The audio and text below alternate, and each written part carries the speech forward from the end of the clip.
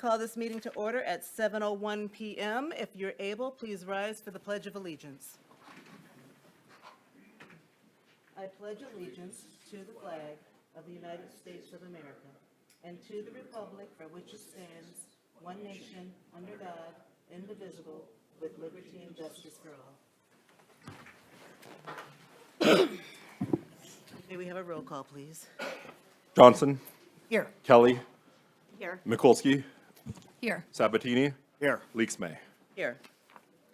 All right. And before we proceed, I'd like to utilize point of privilege to issue a statement regarding, in light of recent events regarding immigration and customs enforcement.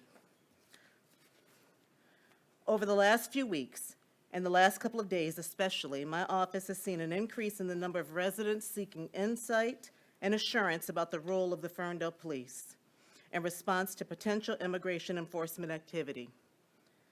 First, thank you to our passionate community members for expressing your concern. Please know that keeping the community safe and upholding the highest levels of professionalism and accountability are the top priorities of our public safety officials. The Ferndale Police Department does not have a memorandum of understanding with the U.S. Immigration and Customs Enforcement and does not participate in federal government 287G Task Force Model Program. Further, the Ferndale City Council has no intention of entering into any agreement of that nature. Ferndale police officers do not enforce immigration law. The Ferndale Police Department is committed to its mission, partnering with our diverse community to provide public safety and integrity, professionalism, and honor. Our department ascribes to the Guardian mindset in accordance with the 21st Century Policing Blueprint. The City of Ferndale will always respect the rights of individual citizens to protest. Where it becomes necessary, the presence of police officers at protests is intended to protect your well-being and safety, and most importantly, to prevent the escalation of needless violence. No public safety is exempt from the responsibility to exercise due care and accountability. We will continue to value the civil liberties of all residents and hold ourselves to the highest standards here in Ferndale. We expect the same to be held true by Ferndale leadership. And with that being said, we will move on to the approval of the agenda. Madam Mayor, I move we approve the agenda as presented. Motion to pull item 7C from the consent agenda for discussion, Madam Mayor. Support. Support with the pulling? Yes. Okay, all right. My motion to approve supersedes that motion. We need to dispose of my motion first. I withdraw my motion. Thank you, Council Member.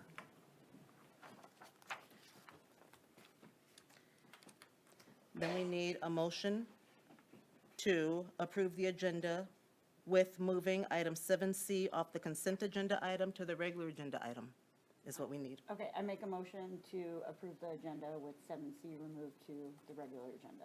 Support. Okay. All in favor? Aye. Aye. Any opposed? Okay. All right. Moving on to the presentations, I see we have none. So we're now coming to the portion where it's called audience, where the audience members have 3 minutes to speak on anything on or off the agenda. I recommend that you line up at the podium, state your name and address, and utilize your 3 minutes. And then I open call to audience at 7:05 p.m.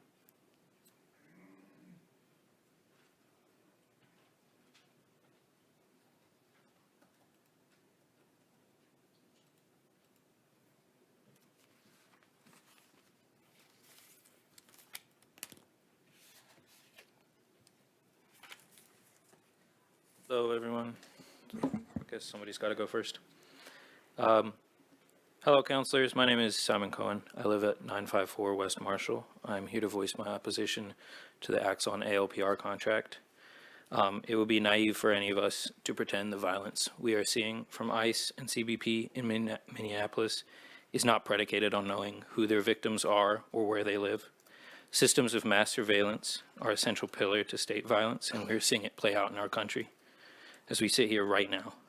It would be naive for any of us to pretend that this violence, which has been dismissed time and time again by members of this council as hypothetical, is not imminently approaching our doorstep. I have spoken at length about fixing the root causes of crime last month. Councilmember Johnson reaffirmed his commitment to this pursuit as well. I would like to propose one way to do that. Do not give this contract to Axon. Give the proposed $100,000 to Ferncare. I'll propose a second alternative future. Instead of spending a third of our general budget, $8 million a year on the police to fight crime, I propose we spend $8 million a year on Ferncare to heal every Ferndale resident. I'm proposing a future where doctors and nurses staff a city festival instead of cops, a city where people don't go to medical debt and feel like they need to rifle through their neighbor's car. People facing mental health crises aren't funneled to services by a man with a gun, a taser, and a pair of cuffs. What if instead of a gun, we often talk about crime in the context of individuals doing harm, but is it not a crime for us to watch our neighbors suffer and for us to not do anything to help? The safety of our community is currently framed as if something happens to you, we will find the bad guy and punish them. What if the safety of our community was a promise that if something happens to you, we will take care of you and we will have your back? We could literally heal this city.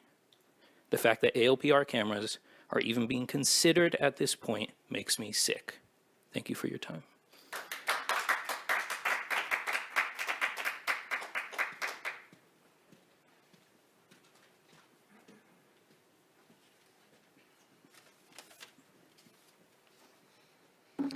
Good evening. Kat Latosh, 715 West Breckenridge.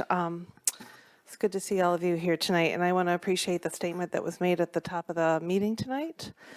I'm here to talk on behalf of the Ferndale Inclusion Network and wanted to share some information about the Know Your Rights training that we held last week, as well as to make a request.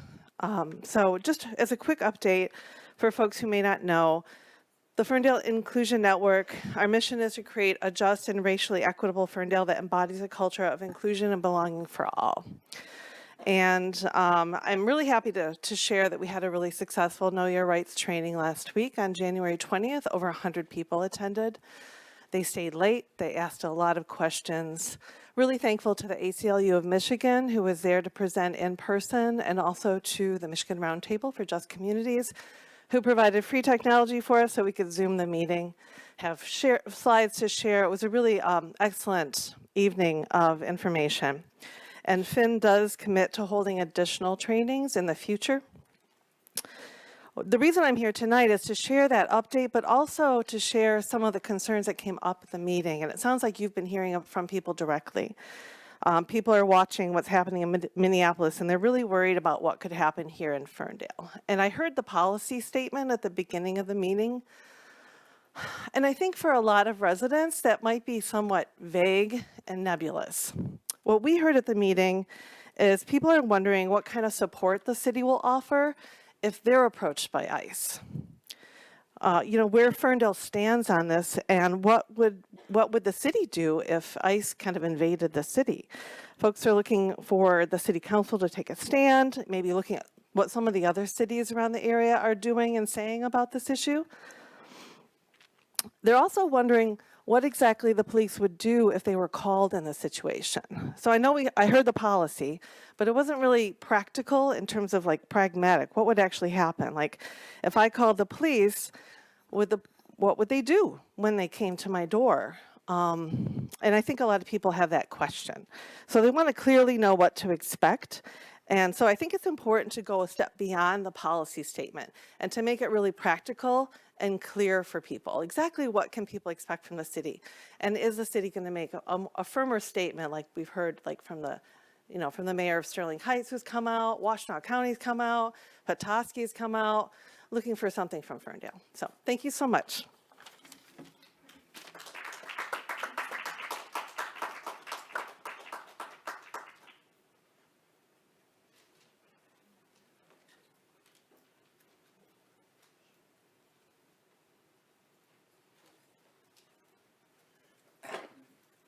Hi, Doug Gillespie, 1841 Pinecrest. Good morning, good evening, Ferndale City Council members and mayor. I'm the director of the Renaissance Vineyard Food Pantry and a member of the Renaissance Vineyard Church.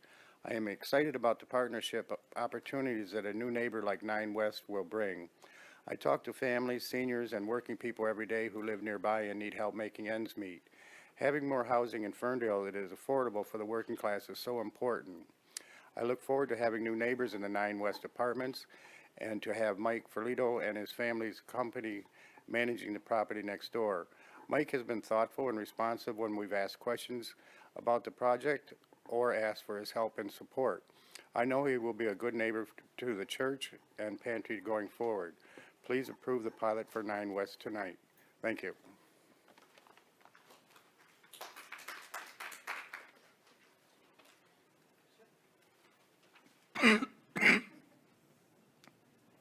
Hello, Carmen Garcia, Ferndale resident, 1850 Central Street. And I'm also a member of Metropolitan Community Church of Detroit, and we're excited to be we hope, the next owners of Renaissance Vineyard Church.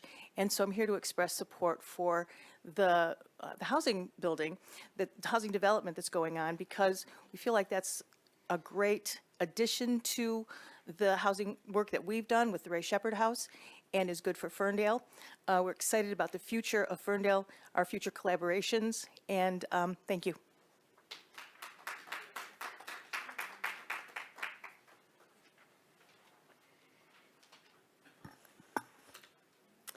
Hello, my name is Angela Lepard, and I live on East Breckenridge.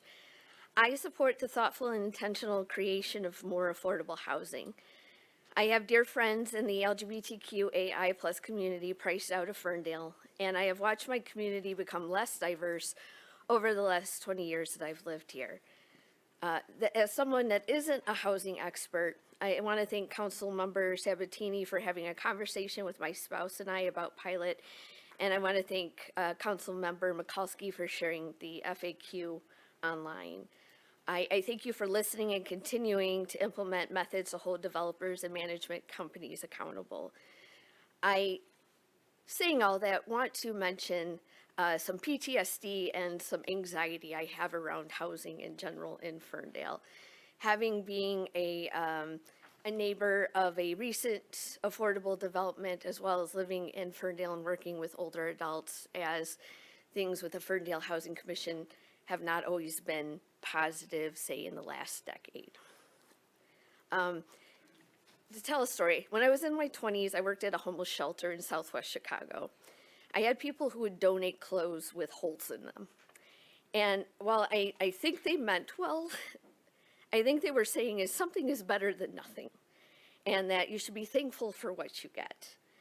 And the guests that stayed at our shelter already lived in buildings that had gaps in the walls and couldn't necessarily walk safely outside the shelter.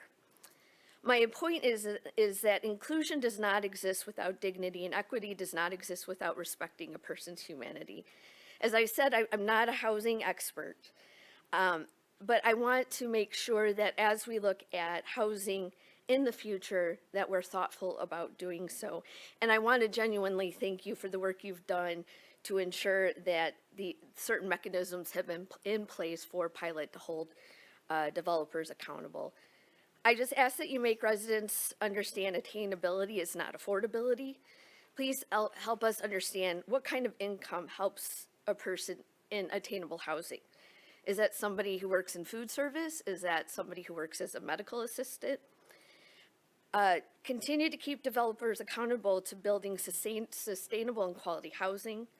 Help developers, or keep developers accountable and have significant penalties for not following through on housing the population they support, and make sure these accountability efforts don't fall through the cracks through the years.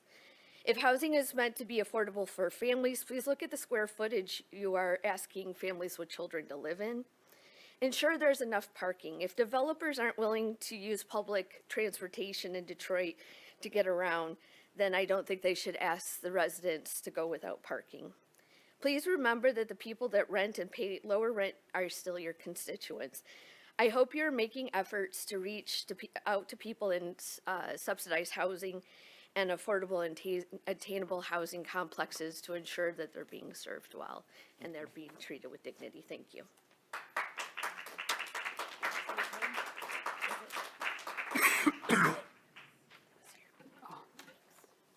Hi, Council and Mayor. I am Vicki Lang. I'm on the board at Renaissance Vineyard Church, which would be the next door neighbor to the 9 West development with Mike Ferlito. Mike Ferlito has been in touch with us over the last few years and has offered to help us with different things, our overgrown garden, and they talked to us about fencing and different aspects of how they would handle us as neighbors. And they've also been really thoughtful, and they committed to help us repave our parking lot. And our parking lot is just not for the church. It's for the food pantry that serves so many people in the community and for all the support groups and community things that are held at the church building. So we are committed. We are hoping that this gets approved because there are many different people who use that building and parking lot and would be a great neighbor to have the 9 West pilot. So we hope that it will be approved, and thank you for your time.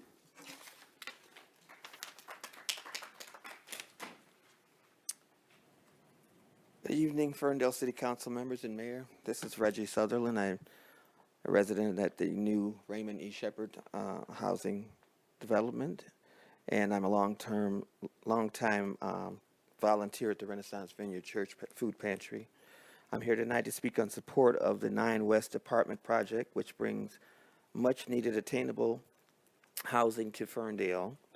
And as the president of the Housing Commission and a resident of the newly built Shepherd House, I know that many people need this type of housing.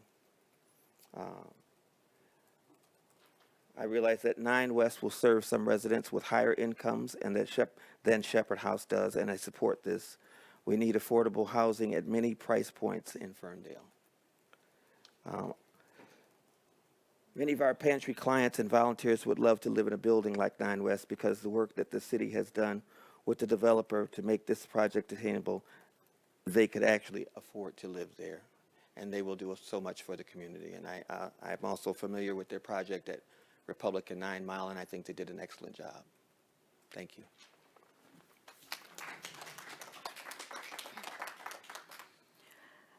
Good evening, City Council and Mayor. My name is Mia Peroni of 408 East Camborne Street in Ferndale. I'm a member of the Renaissance Vineyard Church, and I serve as the executive assistant and bookkeeper of the church and our food pantry. I'm excited to hear that 9 West apartment building next door to our church is moving forward, and I look forward to welcoming our new neighbors.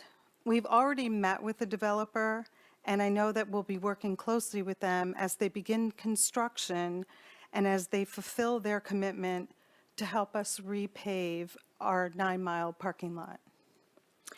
I run my own business, and I understand that financing a project like 9 West is complex. I think it's commendable that the city and the developer have worked together to make this fully attainable project, targeting the incomes of people who live and work in Ferndale. With your partnership, this project is a model that we all need in our country right now. Please vote in support of pilot for 9 West. Thank you.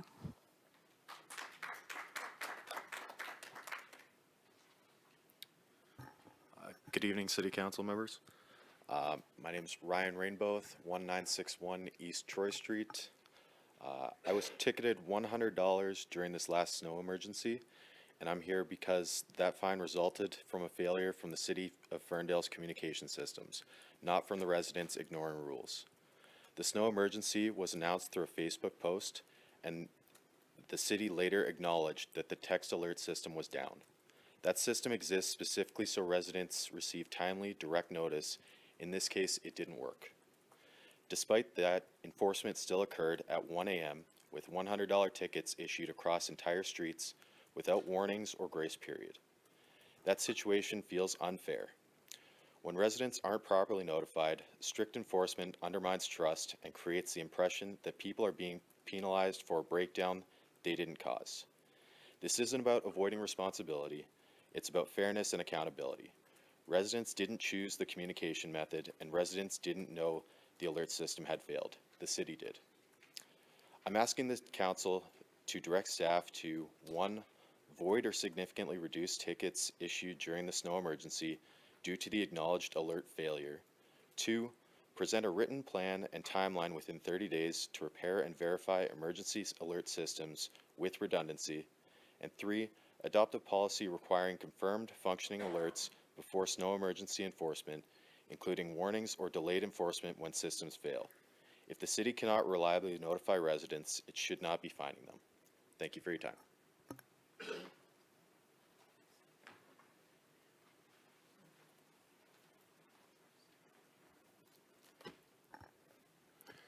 Hi, my name is Xavier Evoy, 230 La Prairie.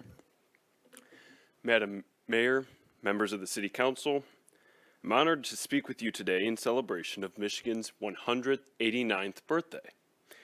For nearly 2 centuries, our state has been defined by innovation, resilience, and a deep commitment to community for our Great Lakes, from our Great Lakes to neighborhoods like Ferndale, which form the very foundation of Michigan's identity.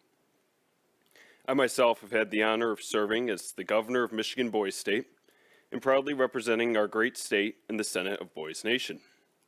In that role, I have seen firsthand that Michigan's future is already taking shape. It begins with the young people who are learning the responsibilities of citizenship, the values of public service, and the importance of civic engagement. Youth voices will lead Michigan for years to come. As stewards of our Great Lakes, advocates for those on the margins, and leaders planting the seeds of progress that will shape generations ahead.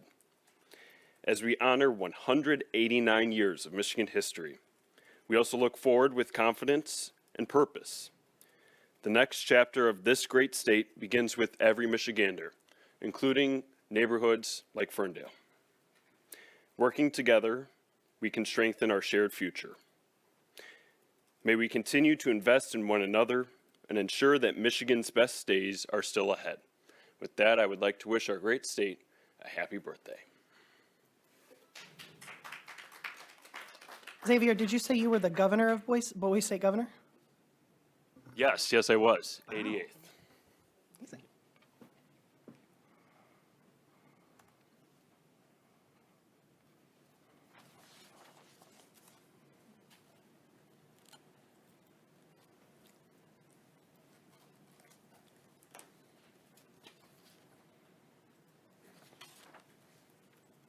All right. Closing call to audience at 7:23. And now we are moving on to, hold on 1 minute here.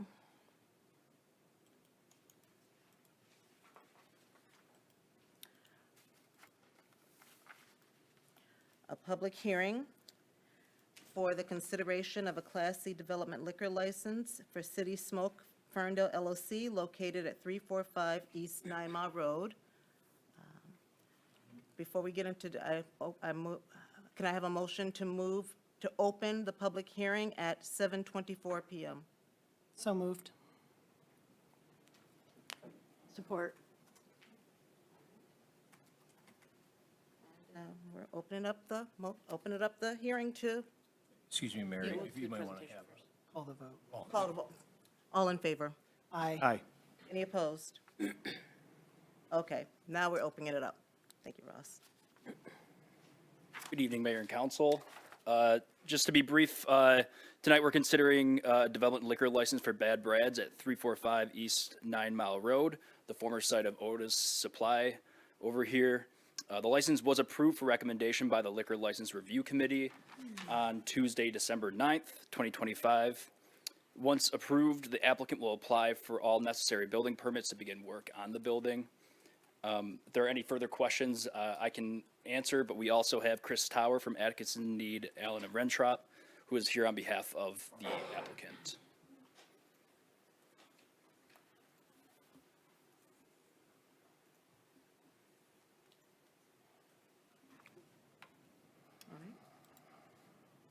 All right, first I'd like to open it up for the public, if they have any comments or would like to come to the podium.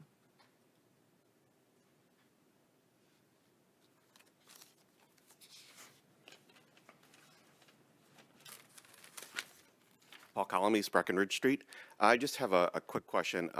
In the application, I think it's section 4 or section 6 regarding parking.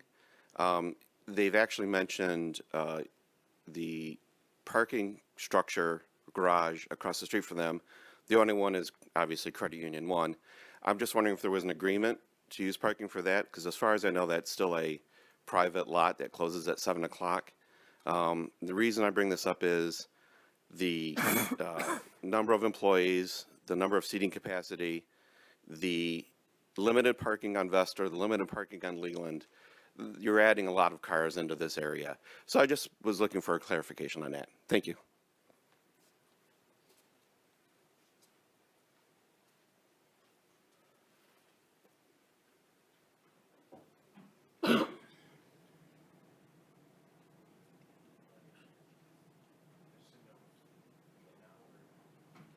You're more than, unless there are more comments from the audience, I'm leaving it up, open it up to them first, and then I'd like you to come up and address some of the. Okay, seeing none?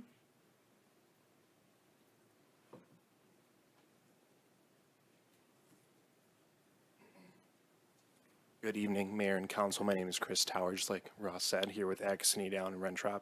So we did discuss at Liquor License Review Committee a little bit of parking concerns, because that is, always going to be an issue. And we wanted to make sure that we controlled what was in our control. So the structure line in the application was a typo, unfortunately. We are going to make sure that all of our employees are parking at, municipal lots, specifically lots 9, 10, and 11 within the area, and that's going to be mandated by management on site. They're going to make sure that all employees are not parking either in the lot, which is directly adjacent to the business, or in residential side streets. There are actually 32 spots that are all owned by Bad Brad's at that location. We have not engaged with the credit union yet. We are open to reaching out to them to see if they are open for some sort of a parking agreement, but we have not done that yet. We just wanted to kind of make sure we were handling our employees and where they are parking first.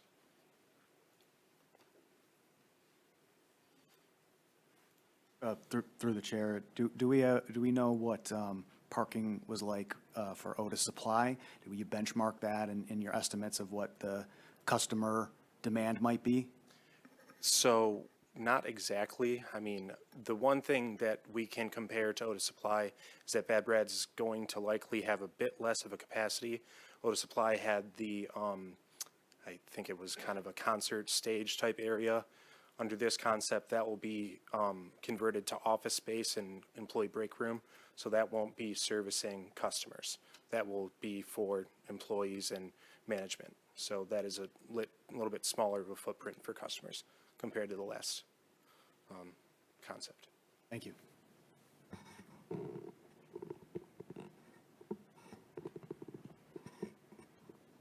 Comments from council? Okay. Mayor, you're going to want to at some point close the public hearing. All right, then with no comments from council or from the audience, I'm closing the public hearing at 7:29 PM. And I am looking for a motion. So do we need to make a motion to close it? Yeah, make a motion to close the public hearing at 7:30. Second. All in favor? Aye. Any opposed? All right. And now I'll make a motion to approve the Class C liquor or Development District liquor license for City Smoke Ferndale LLC located at 345 East 9 Mile Road. Support. Support. Get that? You picked one? Okay. We have an individual roll call for this. Kelly, Yes. Mikulski. Yes. Johnson. Yes. Sabatini. Yes. Leaks May. Yes. The public hearing to consider the class, I'm sorry?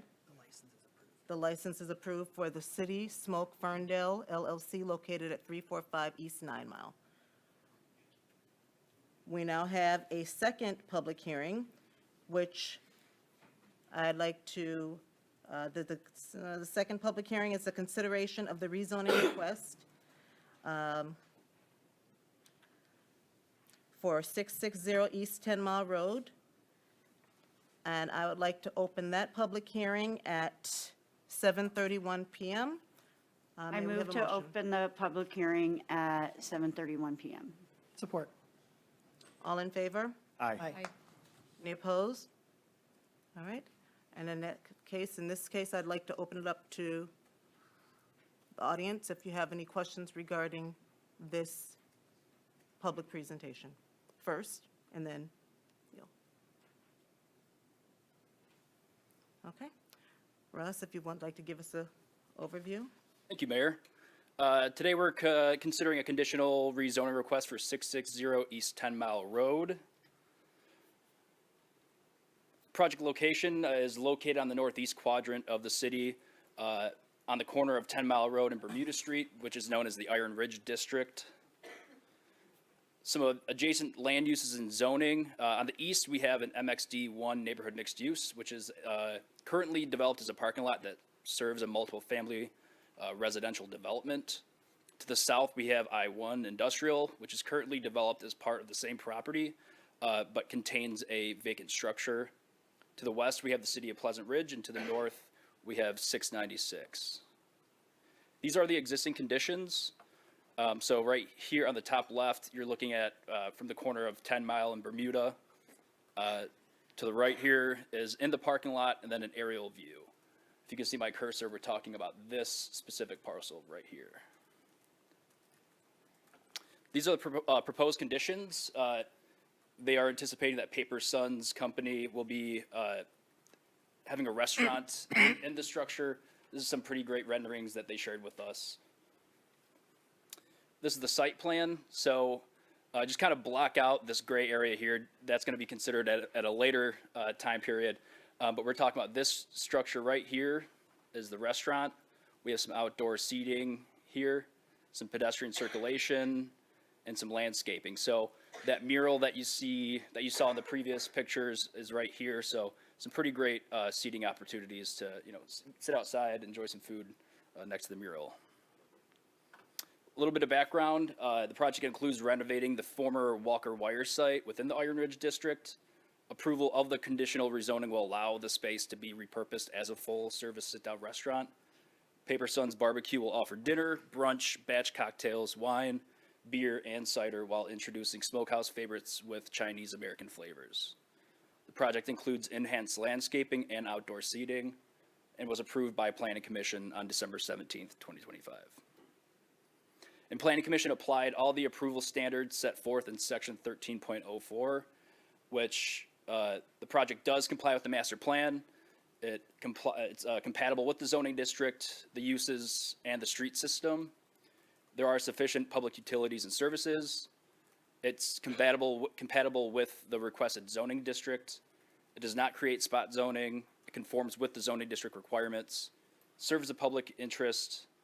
There are enforceable conditions, and there's no use variance needed. So in the agreement, there are 5 provisions that are included that the developer has requested and that the city will be granting. So one is outdoor patio, fencing, and landscaping, which will be located in the front yard as shown on the site plan. The front and side yard setback distances will be shown on the site plan. Customer and employee off-street parking shall be in the adjacent parking lot. No dedicated loading and unloading zone on property. Loading and unloading shall occur in the adjacent parking lot, and the developer owns that entire parcel. So, and landscaping as shown on the landscape plan and waiver of the landscaping provisions of Article 6. So all that's included in their submission. So there are no questions for me, Dennis Cowan is here. He can expand a little bit more on the project and what they're doing over there. But Madam Mayor, if I might, could you talk a little bit more about parking? yes, so there is an entire parking lot. So this whole parking lot will help serve this establishment. So this is vacant. I believe that this is Pleasant Ridge, so everyone parks on that side, if I'm correct. I'm sorry? The parking lot directly south is Ferndale. Right, this parking lot's Ferndale, so this will service the entire, that use. So there's ample parking. Thanks for the presentation, Russell. Sorry, through the chair. You mentioned all the compliance and the, met all the zoning requirements. Does that include ADA compliance? Yes. And, I've been made aware of some businesses that, newer businesses that have opened up and may not be following through on some of those. Nothing nefarious, but just some things have gone unnoticed or, not followed through. So what mechanisms do we have in place for this new business and others to make sure that we acknowledge ADA compliance prior to certificate of occupancy? Yeah, no, thank you for bringing that up, and I'm sorry to hear that. Our building official does a fantastic job with making sure that, when you're changing use or when you're doing improvements such as these, that they are in compliance with ADA standards. So if you wouldn't mind sharing those businesses with me, we would be sure to look into it. But yeah, as they come in and pull permits, we'll make sure that everything's ADA compliant, so. Great, thank you, Ross. Yep. And just to kind of touch on that, Councilmember Sabatini, were you referring to ADA compliance regarding those other businesses or also this particular? I was focusing on this particular one, making sure that, we do our due diligence before certificate of occupancy is delivered and things can, make sure that they're included in the final development. I would love to follow through with you on those other businesses just to see, what is going on. I haven't spoken with them. Maybe they are making arrangements to upgrade their facilities on their own. But yeah, let's talk. Please, yeah. Thank you, Ross. Yeah, thank you. And Madam Mayor. I just wanted to have this opportunity then for the representative to speak in regard to that, if that's kind of what the question was. Thank you, Mayor and City Council members. My name is Dennis Cowan, and I represent Iron Ridge Holdings LLC, which is the owner of the property and has requested the conditional rezoning designation. With me tonight, our whole team, so we can answer hopefully any question you have. Craig Singer and Kelly Woodley, who are with the company. Also, William Branch, who will be the owner-operator, along with his wife, of Paper Sun Restaurant, which is a Chinese-American barbecue. So that alone should be the reason why it should be approved.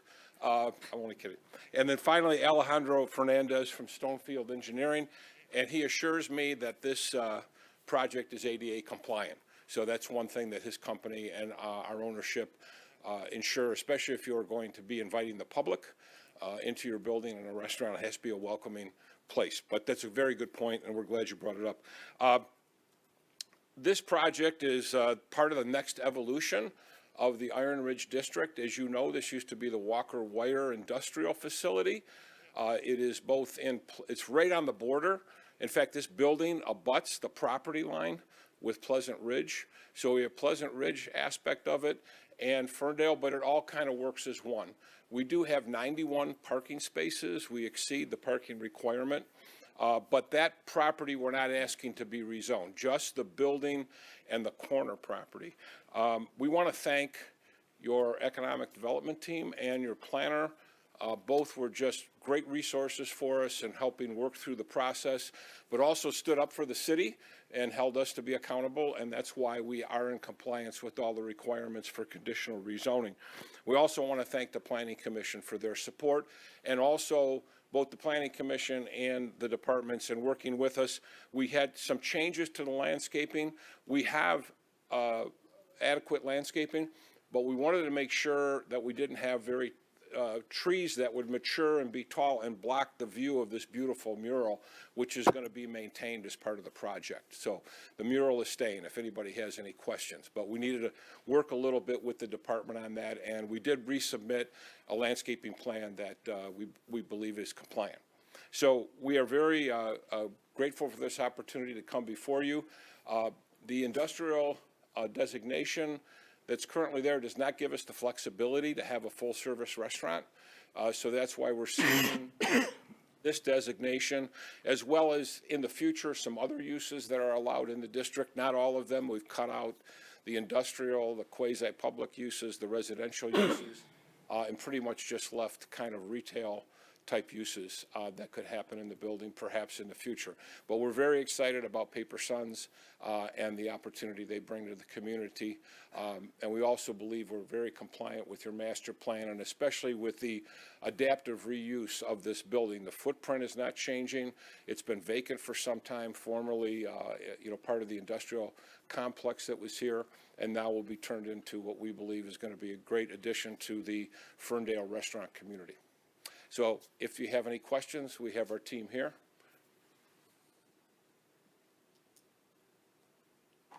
Specifics regarding ADA? Okay. All right. Any questions from council? None from me.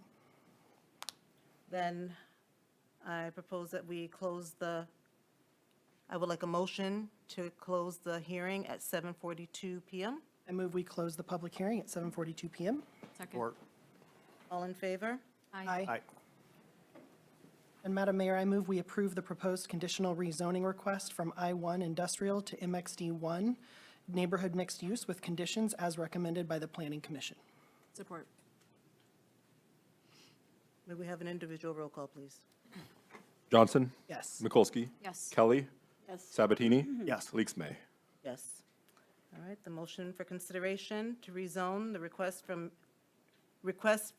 I-1 Industrial to Mixed 1 Neighborhood Use with condition at 660 East 10 Mile Road has passed. All right, that was a mouthful. All right. Thank you. Mouthful.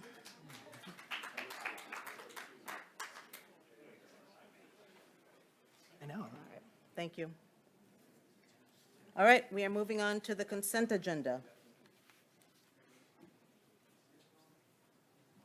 Let me just. Consent agenda item 7A, approval of the January 12th, 2026 meeting minutes. 7B, approval of the resolution to celebrate Black History Month as February 2026 and approval to display the Pan-African flag outside of City Hall for the month of February. 7C, approval of the local governing body resolution for charitable gaming license for Good Trouble Course. 7D, approval of interlocal agreement between Oakland County and the City of Ferndale for the P25 radio simulcast system. 7E, approval of amendment for the interlocal agreement with the Oakland Community Health Network for mental health co-responder services. D, approval to backfill the Parks and Recreation Deputy Director. Wait a minute, where am I at? Okay, yes, it's F. Sorry about that. When we pull something, it gets a little, okay, tricky. All right. 7F, approval to backfill the Parks and Recreation Deputy Director.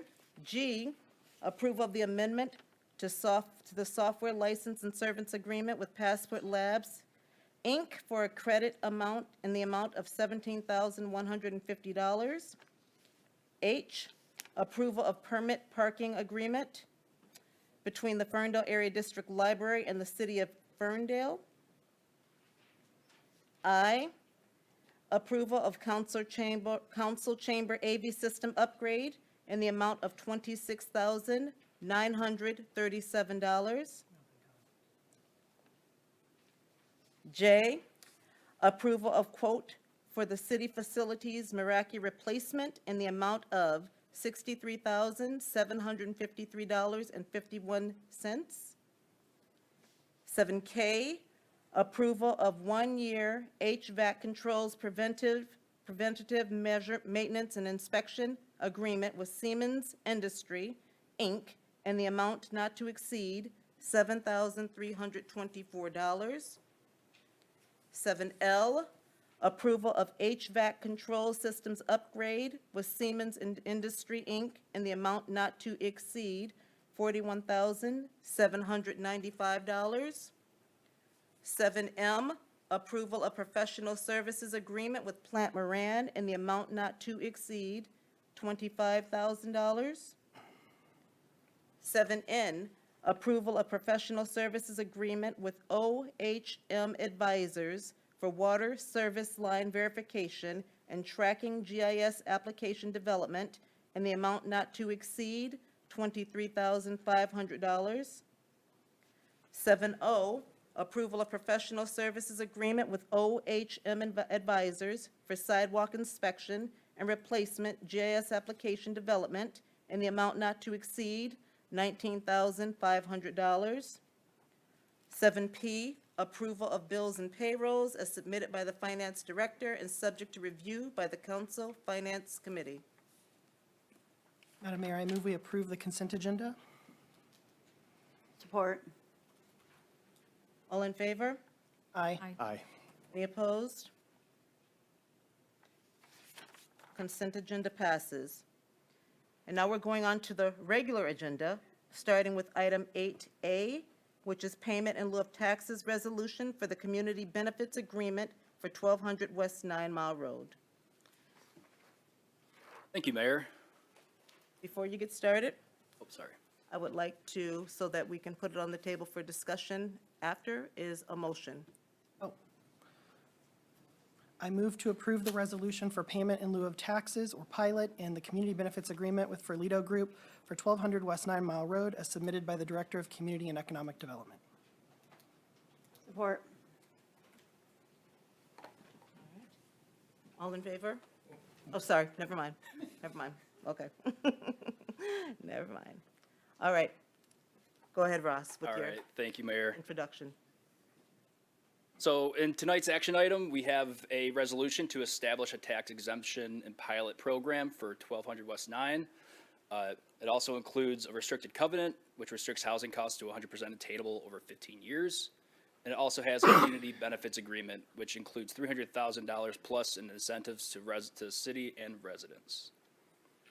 Project location, just west of Pinecrest, east of Central, right on 9 Mile and south of Gary Park. So just to kind of briefly put together what a payment in lieu of taxes is, it's a policy that is established to stimulate economic development and redevelopment in targeted areas that might not otherwise attract private investment. Ordinance number 1290 of October 28th, 2024 provides the framework for the city and developers to partner together to address local workforce housing needs. And we do this by reducing the annual tax bill for projects that develop attainable housing, maintain affordable rates over a specific period of time, and define how annual payments are made to the city in lieu of property taxes. So how this tax incentive works, in this case, we have a developer that wants to build attainable housing, but has a funding shortage. The city has an adopted pilot tax policy that closes the funding gap for attainable housing projects. The city's incentive committee and developer have reached an agreement, which is before council tonight.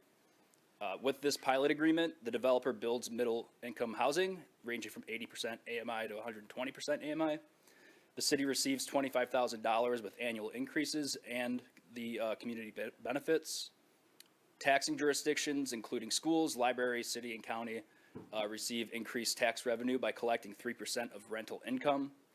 And attainable housing will be maintained for 15 years with annual reporting to the city required. There's an option to extend this agreement if it is wanted. What this tax incentive doesn't do, it does not cut a check to the developer, and it does not eliminate taxes for the developer. What it does is it lowers tax payments for them, allowing them to pass savings onto renters in the form of lower rent. It also caps housing costs based on income level and provides resident opportunity for 56-plus residents to live blocks away from our downtown. So this is the unit mix for the development. There are 17 units for the 80% AMI, and the household income is $56,560.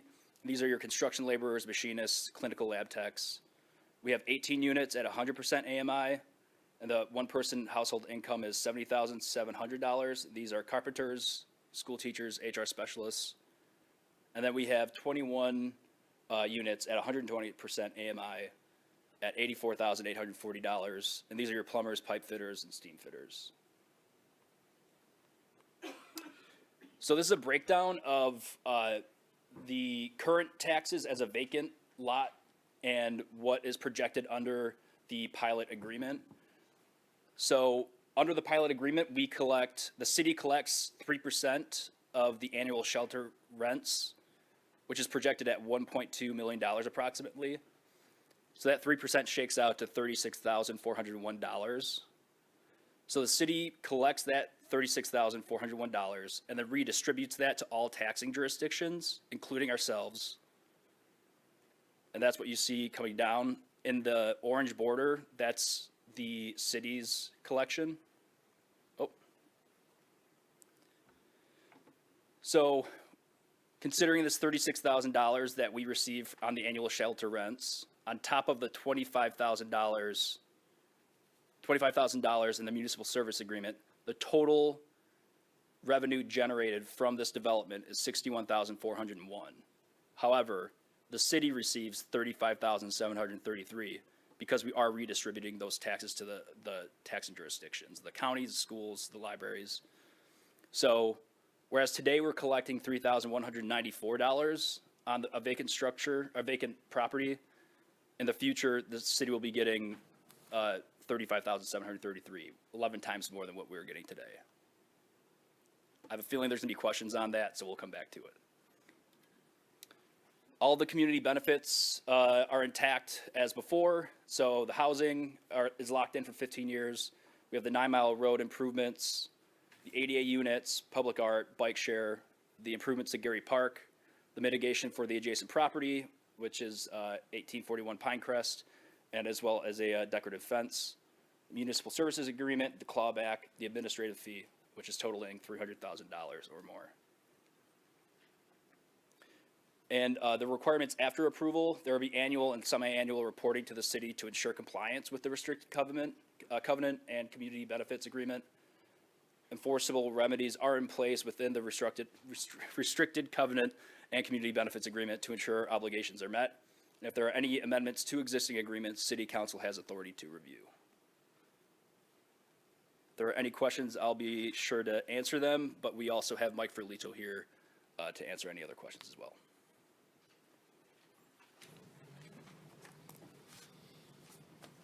I was going to say, you probably want to go back to Yep. that. I open it up to council for discussion.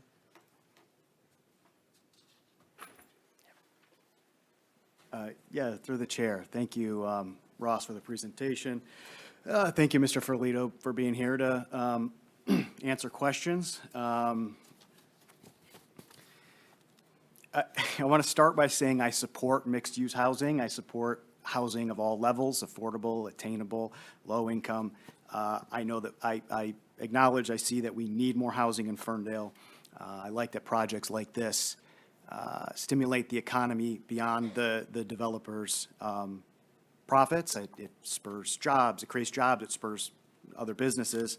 So I'm just going to kick the tires a little bit and get critical. That's what folks elected me to do. So I'm wondering, this is going to be, well, so why 15 years? Why not 99 years? It's the state, so the state passed the law for the pilot to be, it used to be only used for affordable housing, but in 2023, they passed it to be attainable housing as well. And the state law is 15 years. It's just this. And it can be renewed max 3 times or max 2 times? It's not a renewal, it's just a new pilot. Okay. So this will be our 4th pilot in Ferndale, is my understanding, 4th active. It'll be the 4th active one? Through the chair, it'll be the first workforce housing pilot. I mean, there are other pilots that the city has adopted, which is payment in lieu of taxes, but it's the first workforce housing. Okay. Of any of the other pilots, I'm assuming that those are renewable or able to be renewed after the term is up? Well, they run for a term, but I'm not prepared to answer as to the length of the term.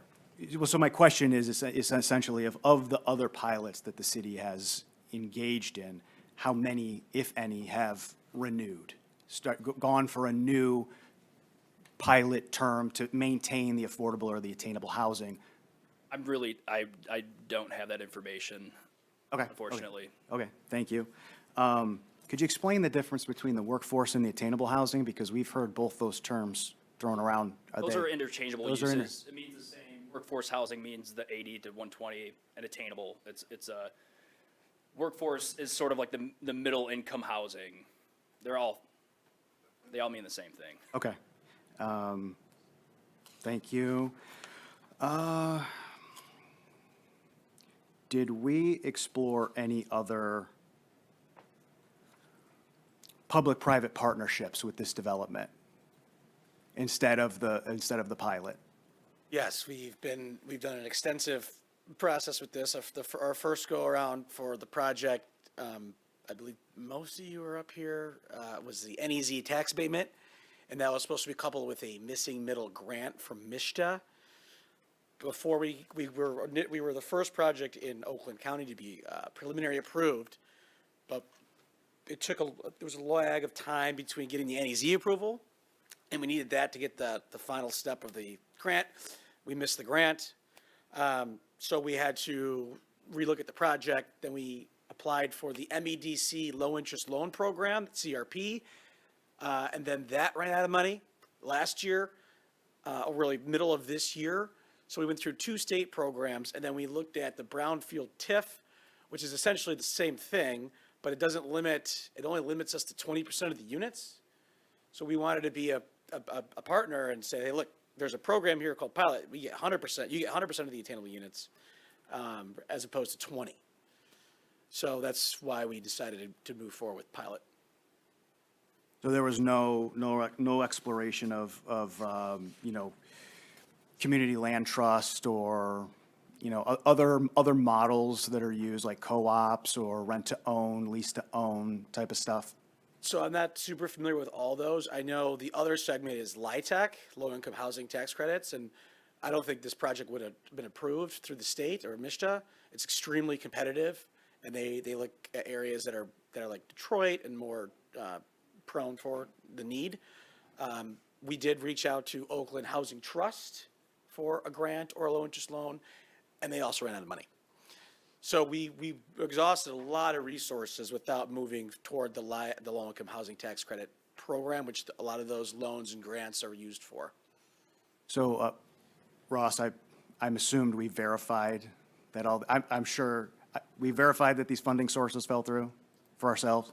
Well, definitely with the NEZ, for sure. I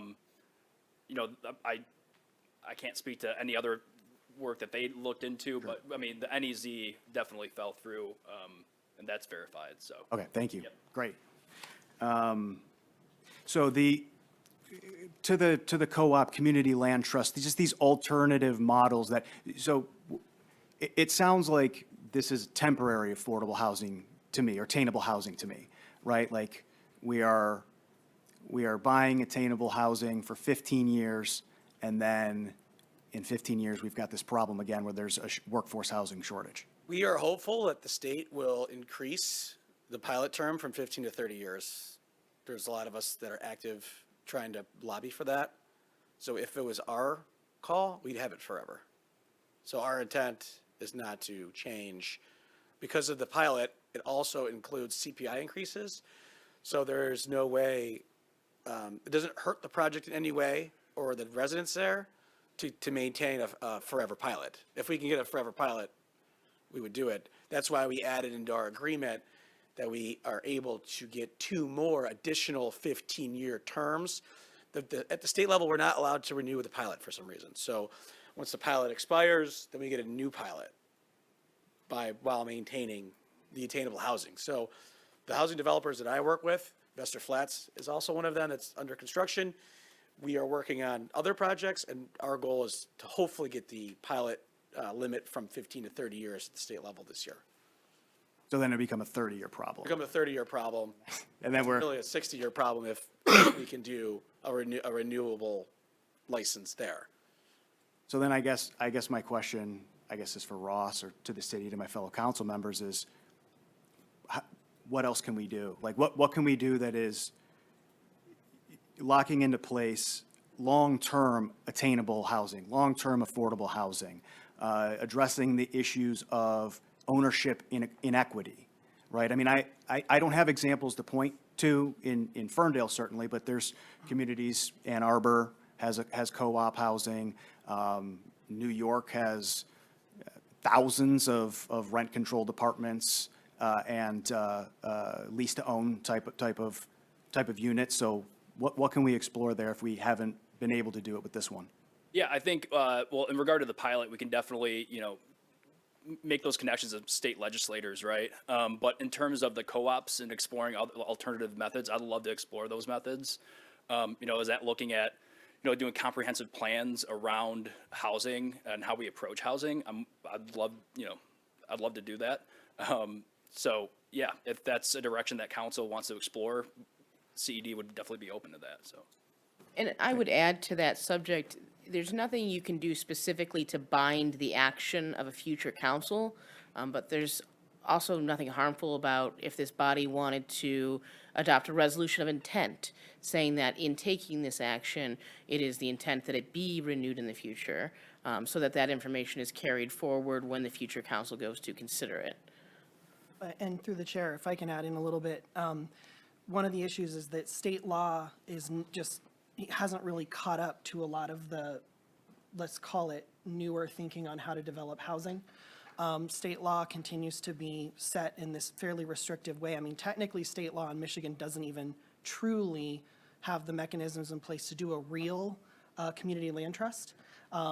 Been trying to do one in Detroit for a number of years, and they're not quite working right because state law doesn't allow for the type of ownership structure that would be needed for it to work. And so we're kind of up against a state government that has a particular view of housing development, and it's not focused on home ownership or generational wealth creation. It's focused more on establishing rent-based properties. And that's kind of one of the things we're up against is a lot of the state incentives are for buildings like this that incentivize a renter structure, not a home ownership structure. I genuinely don't have like the full background of why that seems logical, because the creation of generational wealth through property ownership is a key aspect for any community. So that's just a little bit of, context. Again, when I'm working in housing related stuff at work, this is often a big constant tension that we're trying to wrangle. So then in Detroit, through the chair, do you have any examples of land trusts that are even operating for rental units that help to prolong attainability? Through the chair to my colleague, not really. So there are land trusts active. They're not run by the city government, right? So they definitely are private nonprofit entities that run them. One of the things we're seeing happen is that they're running out of money. They're not sustainable. They continue. So what happens is, in these models, a lot of times people are they own the building, but they don't own the land under the building. So it's a ground lease. And then there's a lot of back and forth between when certain improvements need to be made, who's responsible for making them. Often what CLTs tend to do in practice is they feel bad, and so they go, okay, fine, we'll just use the pot to cover these things, and they run out of capital. And so that's kind of the problem is the land, the ownership structures around CLTs is just not quite there in Michigan. There's tweaks needed. We'll say we've, at work, we have allocated about $10 million to work on a CLT with Councilmember Letitia Johnson, District 4. And I've been working with her for 4 years now, trying to make progress on this, and it's been a challenge to find a way that can move forward and fits within all of the ways that we're allowed to legally structure things. It's not impossible, but the ideal structure would be more financially sustainable for the the entity that actually owns the land under the properties. And then I imagine there's instances if we find private, so I'm looking at this as a case study because it's a private-public partnership. And, you've expressed wanting to be a community partner. I love that, appreciate that. The fact that you want to, help stimulate Ferndale economy and housing, very excited about that. Instead of the agreed upon community benefits, not to criticize those, but just more of a thought exercise, can that go to funding a community land trust? And so that it's a privately owned land, but you should. Through the chair to my colleague, I do understand, I get where you're going. Here's where the problem is, and this is the problem that I've run into and I haven't found a solution for yet. These would be city, essentially general purpose dollars that would have to be allocated, and the general fund can't go for private purpose. So we can't give the city's general fund dollars. It's the same reason, to Simon's point during public comment, giving the city's money to FernCare, great idea, but we can't, because Ferndale's a private entity, and so the general fund by the state constitution cannot be used for private purpose. So we would be diverting general fund revenues, essentially, or taxes, into allowing a private entity to purchase land, and under the state constitution, that's a hard bar. There are no exceptions. So through the chair, I'm going to butt in. My apologies. We do have our Community Affordability and Inclusive Housing Action Plan from 2020 that did state that we wanted to establish a local housing trust fund. It sounds like we're at a place where maybe there's unanimous, feelings that we should move forward with something like that. But perhaps that's something that we need to have during our strategic planning sessions or at a later time to figure out exactly what that looks like in practicality with funds. And that could be something that we can set our legal team on. Through the chair, that sounds like something I would love to work on. Okay, so can we talk about attainability? And I think a lot of this is probably directed towards Lansing and the federal government. So I apologize that you have to answer for it, but gotta ask these questions. So, I just, and it's for the purposes of, I just want to make sure that we are being honest about what we're getting, right? Because I think when I was doing the math, it's attainable, I feel like is very generous, a generous term, and that's a very fluid target, right? So I want to start with the percentages, 80 to 120%. My understanding, and please correct me if I'm wrong, but those percentages were put into place in the 80s or 90s, where AMI is AMI, but like how they define attainability in the range of 80 to 120% was in the 80s or 90s. Through the chair, the workforce housing statute uses 120%. I mean, to qualify as workforce housing, it cannot exceed 120% AMI. So that's the ceiling with respect to what qualifies as workforce housing. Through the chair, thank you. I think what I'm trying to get at is like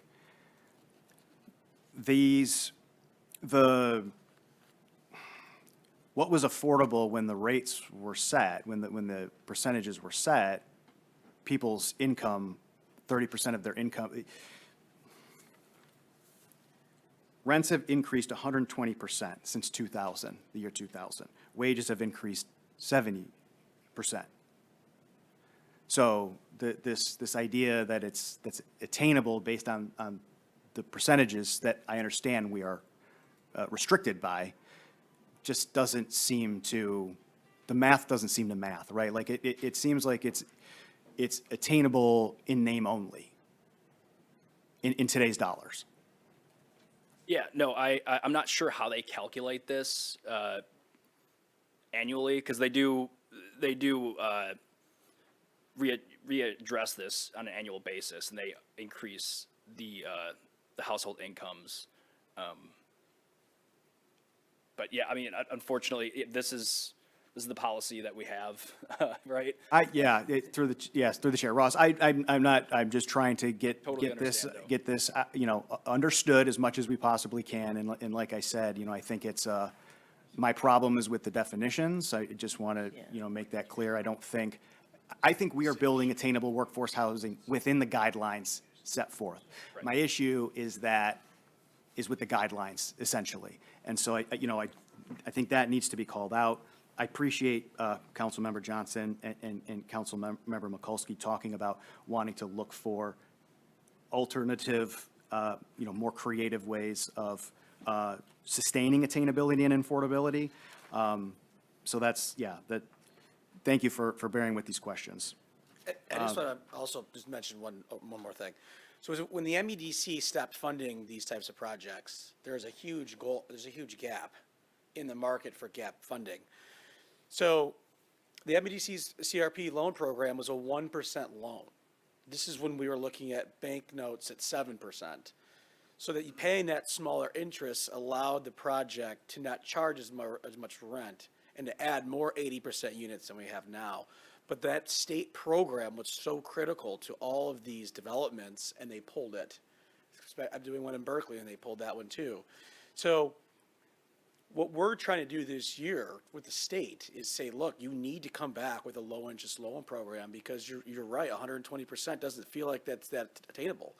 But without those level of rents, the project would never be built. So I think it leaves a path to get these projects built where at least 30% is at 80% AMI, but without these state programs that we had, and I keep hearing Michigan's going to roll one out, and we haven't heard anything.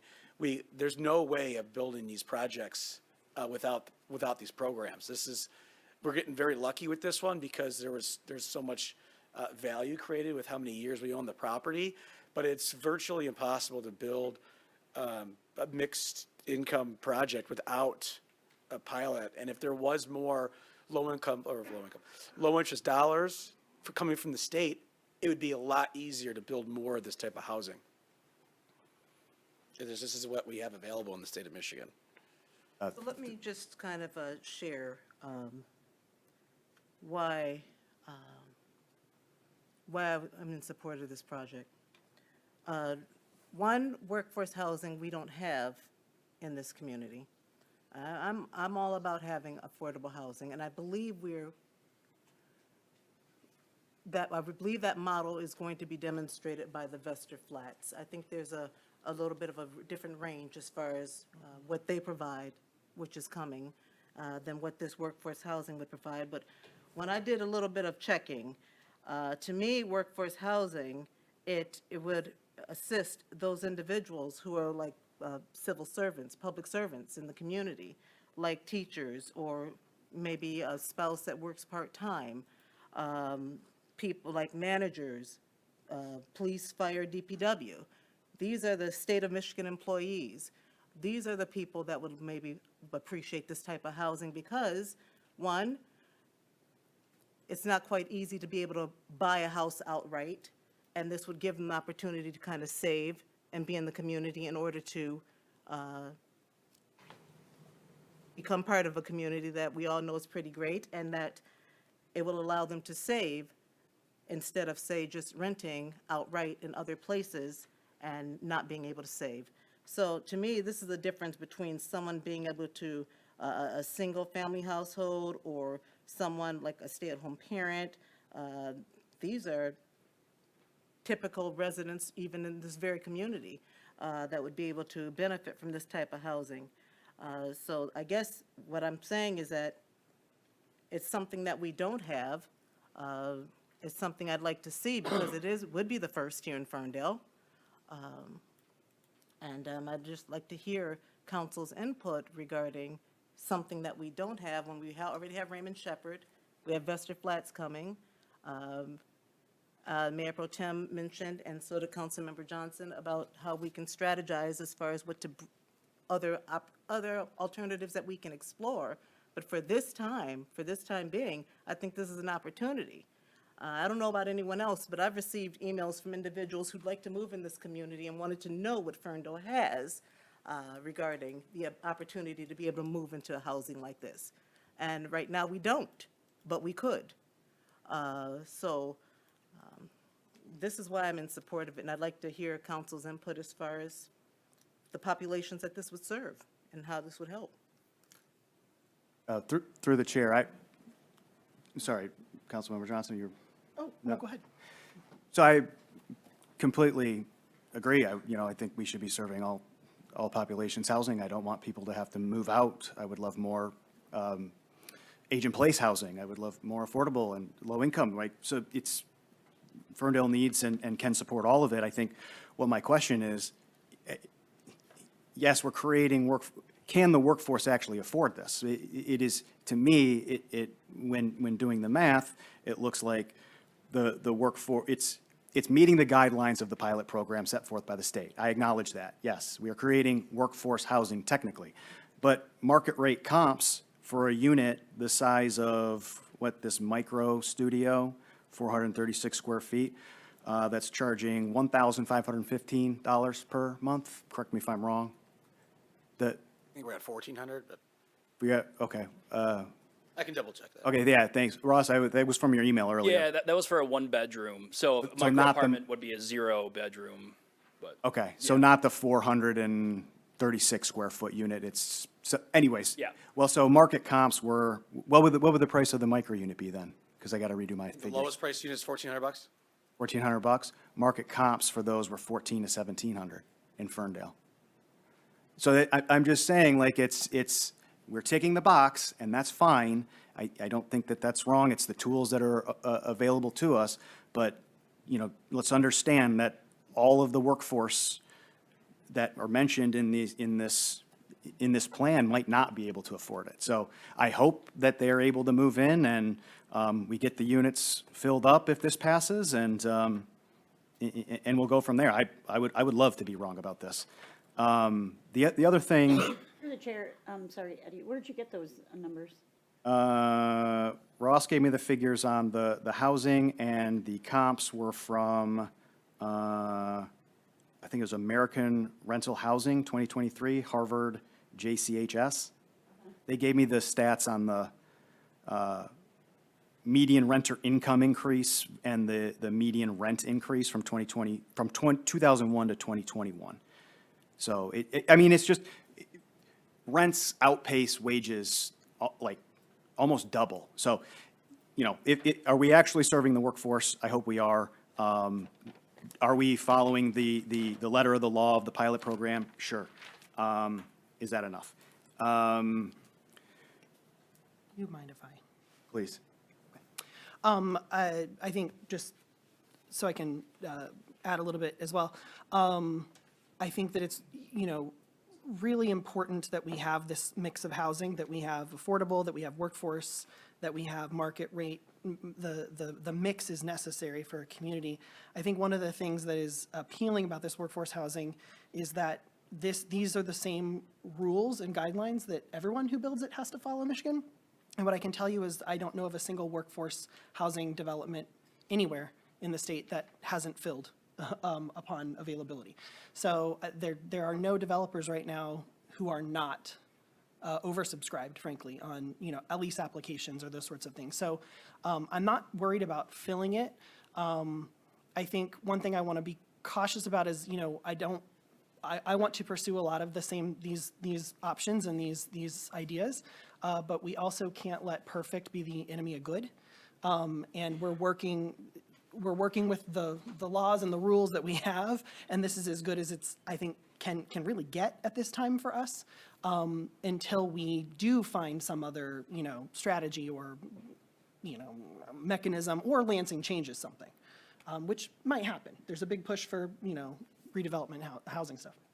Yeah, through the chair, I appreciate that. I don't doubt these will get filled. What I wonder is if they are going to get filled by, first-year teacher, anybody that can't afford a one-bedroom unit by themselves and has to bring their families in or friends in to cover the rent. But besides the point, there aren't those mechanisms in place. This might be the best we have.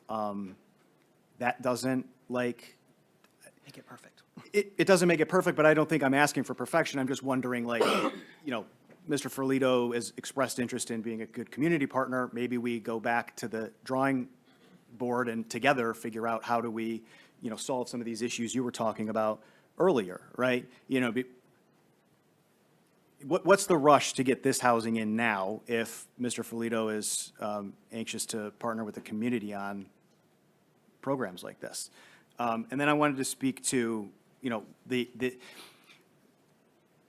sales jargon of it being workforce housing, right? I mean, because really it's, again, we could debate the math, but, so let's say it is actually workforce housing.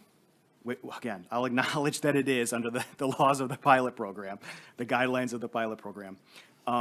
What do we have in place, and this is a question for Ross, maybe Colleen, when it comes to responsible developer ordinances? This is a public-private partnership. I want to make sure if we're building housing for the workforce, that we're protecting the workforce and their families. Yeah, so within the restricted covenant agreement and the community benefits agreement, there are provisions in there that state that they must report to us annually, or even semi-annually, I believe, on the AMI rates that are being filled. Am I correct on that? So through the chair. Sorry, yeah. My apologies, if I may interject. That leads into some of the questions that I had here about compliance and verification and whose responsibility it is. So if they are supplying us with the rent rolls, affidavits, certifications, I'm assuming all three, who inside the city is responsible for reviewing the compliance and how often? I think either the city manager or myself, but I think that could be tasked with the incentives subcommittee as well, to review ongoing incentive, our programs, like pilot programs that we implement and roll out. So require the annual reports and then have that be reviewed by the subcommittee. I wouldn't think that's a bad idea, but. And then this would be a question to Colleen, if we wanted to make sure that this was something that was reported to council on an annual basis, how do we do that? How do we ensure that happens through a motion tonight? I don't know that you need to take a motion. I would be happy to take that direction and turn it into an administrative directive to staff that then requires, when we receive that pilot's information, it be provided in a form to council annually. Right. And one follow-up question to all of that. If the pilot were revoked for noncompliance, what would the tax status revert to, when, and if that happened to Mr. Ferlito, what happens to your property? Are you able to continue keeping your doors open? Most likely, because we won't be able to increase rents because of the market. We would lose the building to a bank, and a purchaser of distressed assets that don't manage properties that well, most likely buy it. And I will note that this development has been in process since 2022. Through the chair, I have just a question, follow up on that. So you said you wouldn't be able to increase rents anyways due to the market, so No, this so, is what your rent would be either way. right. So I just also want to make note of this, and this is critically important. So I 100% agree on income increases that should be there, that are not there. But from 2019, really 2020, construction costs have increased by 50%. So this building costs $12 million to build. 5 years ago, that was $9 million. 5 years ago, we didn't need these incentives because rents kept up with the cost of inflation to build it. So because of these incentives, we are able to build and to provide market rents for workers. If we didn't have the pilot, we'd have to increase rents per unit by $500 to $900 a month. But you said you couldn't do that, right? Because No. you wouldn't be able to rent it out anyways. There's not really a community in Michigan other than Royal Oak and Birmingham or Northfield that could be able to afford those rents. Maybe downtown Detroit, but. Through the chair, can I just ask a couple questions? Because I had asked for more, leaning towards more attainable, and I see we did add one more at the 80 AMI, but then we took 3 away from the 100 AMI and then added 2 to 120.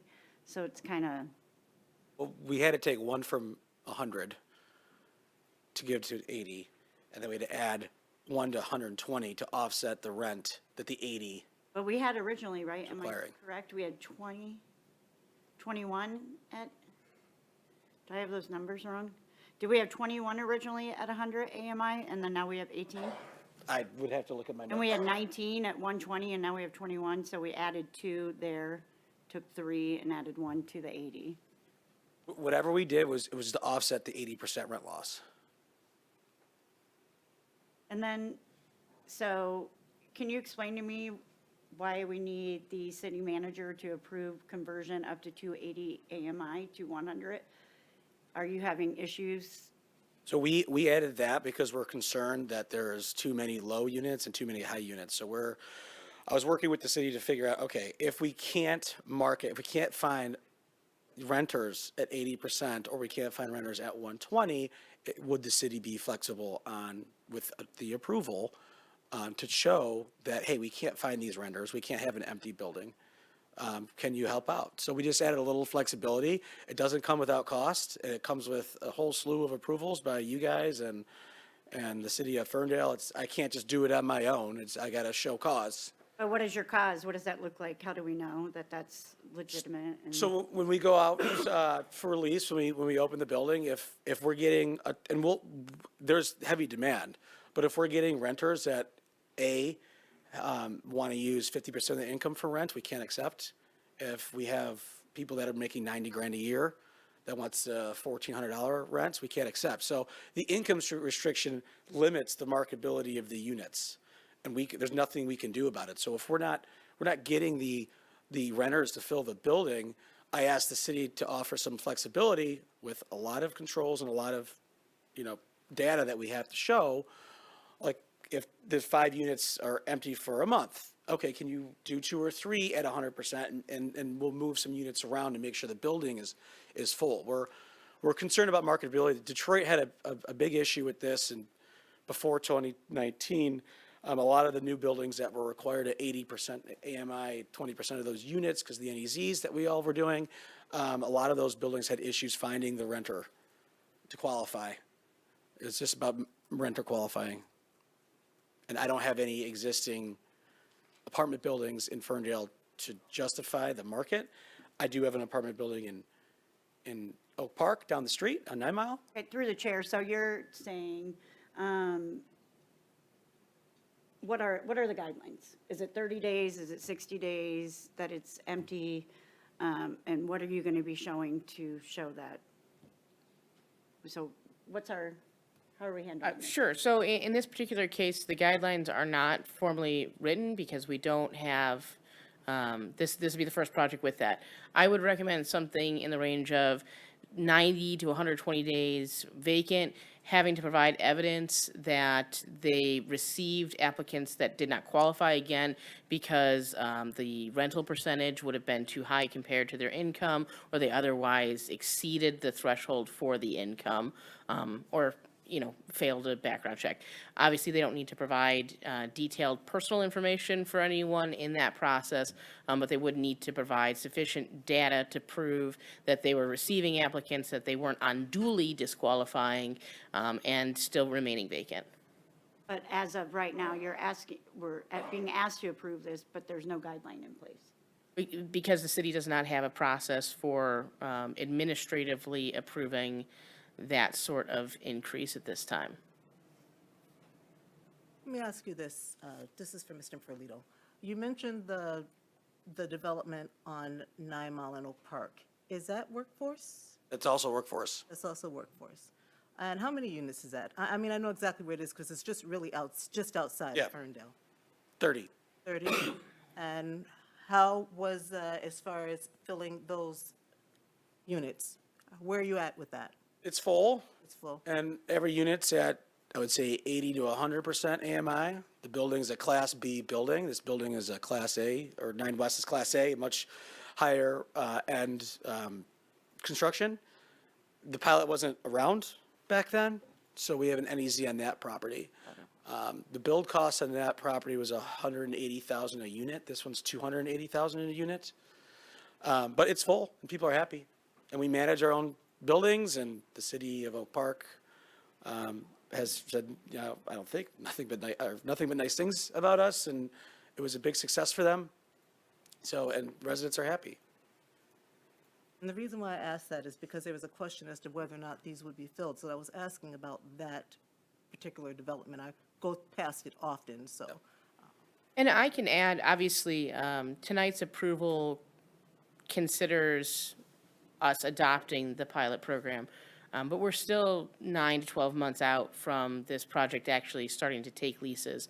I think it's perfectly reasonable if Councilmember Kelly has concerns about that particular piece of language, that it be a contingency. You see the, administrative directive or the administrative handling of how we would consider changes to the 80 to 100% AMI rates in the future as part of that approval. And those are also, the rents are not established by us. The rents are established by MISTA. And they come out every April. Through the chair, I've got a few more, if you guys will indulge me, please. Parking and accessibility. What's the parking situation like? I didn't see that in the plan, sorry. We have one space per unit. Okay. And then the city's allowing us to use the street parking as additional parking. Okay, So we have 1 unit per resident, and then we have, the entire building is ADA acceptable at the B level. Sorry if I'm not speaking correctly. type B? Type B. Any And then type A? We have 4 units type A. 4 units type A? Okay. Are you guys going to be sharing that lot that you're repaving with Renaissance Vineyard Church? Like, you guys have access to that? No, No, that's that- their that's- lot. We're just gonna assist them with rebuilding it and donating that and their garden. Okay. Last few, I promise. I'm moving to the community benefits, which again, another bit of marketing jargon, because I think pretending like these are just community benefits and not also helping your building look nice and increase in value is a little, and again, not you that's creating these definitions, but it just feels a little disingenuous to me. And this is, probably something we need to partner and go talk to Lansing and then HUD and try to improve these things, but I think they need to be called out. So why, and I don't have the figures in front of me, I apologize. Why did we decide to give money to Renaissance Vineyard Church specifically and not any other local nonprofit? Like, how was that decided upon? I work with the city on this entire list. So I basically offered a few things and they updated those. Roger was the last city manager. I said that this nonprofit needs money, and would you be willing to accept this? And they're the neighboring parcel. Yes. So you do something for the neighboring. Okay. Is that the same reasoning behind Geary Park and not a park on the east side, or, yes? Okay, Roger told me the park, and I said, that's great. okay. Usually some kind of radius around the development you try to put it in, since the development affects that immediate area. Yeah, that makes sense. I'm just wondering if during that process you sort of benchmark need against other areas of the city. Okay. How are the dollar amounts determined? So, why 30K for public art or 25K to how do those figures, where do those come from? The city suggested some figures, and I said, sure. Okay.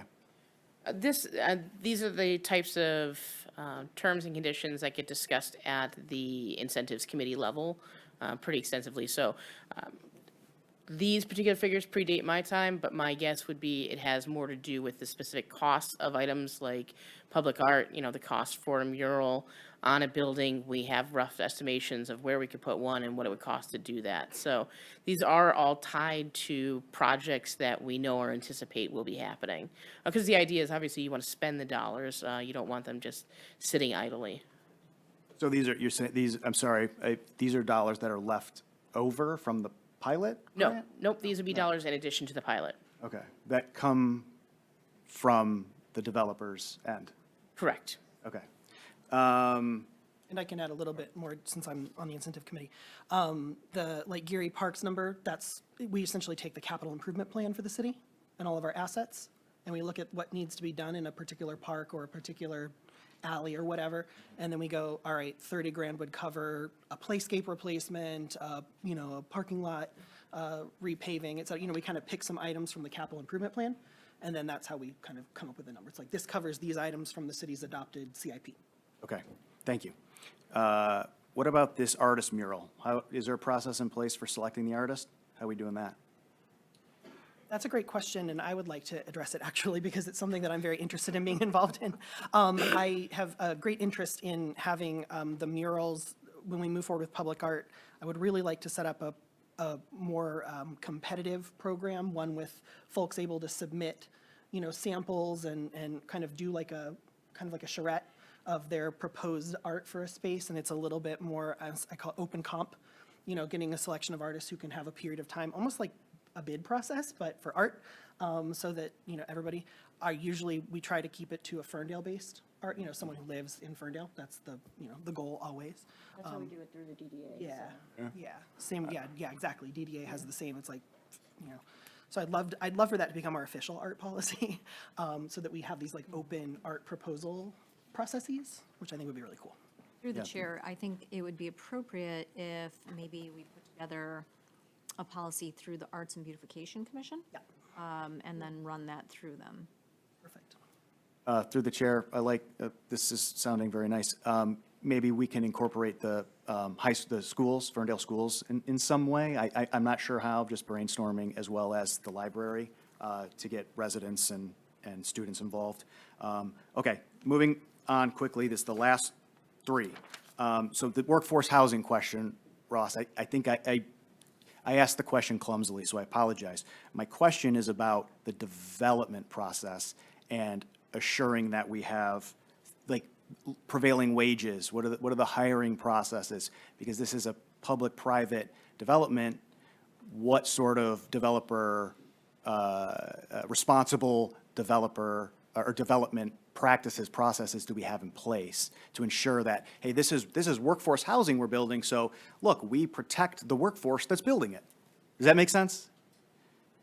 Yeah, we don't have, I'm sorry, Colleen. I was going to say, the city of Ferndale does not currently have a responsible contractor policy. I've definitely seen models of those policies in other communities. I'm familiar with adopting one in my previous capacity, so if we wanted a model to build on, although that is more exclusive to public-only partnerships, I think I'd have to defer to legal once he has a chance to see the policy that I've used previously, to what extent we could incorporate that into any sort of private activities.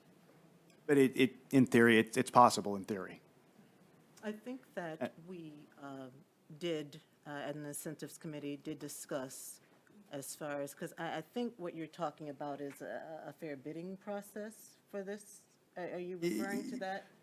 Yes, A fair, yes, a fair bidding process and ensuring that, we're allowing for, good worker Union protections. contractors? Union We could have that contractors and preventing self-reporting, I believe it's called, where, And we've kind of kicked around the tires on that idea about what we could implement and how far we can go. It came up during the Shepherd House. okay. So through the chair, is any, you talked about a contingency for the guidelines or the thresholds when it comes to the 60 versus 90 days. Can we put something in place for responsible bidding ordinances as well before we approve this? Is that? I think the adoption of an ordinance is a bit more entailed than an administrative directive. So I would personally caution against us predicating this action exclusively on that, particularly because we don't know legally the extent to which we can apply those to private activities. And I can only speak from my own personal experience where it was exclusive to public activities. That makes sense, but just based on the structure of this, it seems like it's private-public. So we're subsidizing the rents. Can we, protect the process with which we are partnering with the private developer on this? That's what I'm wondering, and I'm wondering, is that something we're interested in? Do we delay this in order to look at it? I know that's not what you want to hear. You've been at this since, 2022, I think Councilmember Johnson said, but I think it might be worth. Well, I think the problem with that is that time is money in a development, and the longer Mr. Ferlito sits on with his capital stack for the project, the worse it is for him to get this done. And so if we delay it, the reason that there's always a timing issue on this is that if his financing falls through from his other parts of his stack, then we have no development at all. That's the thing. Through the And so- chair, I think he said due to the delay is he's doing better because of the taxes or something earlier. You said Just you were able to offer more because of the delay? the value in the land improved, so it improved the economics to allow us to get the deal done. But every month, you still have interest you're paying, property tax, you have carry, and then I'll tell you, I came in here tonight thinking I was a yes for this project, but I have a lot of questions about it now based on this conversation, personally. And through the chair, Councilmember Johnson, not to be flippant about it, but I don't, our responsibility is not to his capital stack, it's to the community. And worker protections serve the community. That's fair, but it's also to build housing. And we're going to, if we lose this opportunity, we don't know when the next one is. Well, that's a fair point, but, I think that,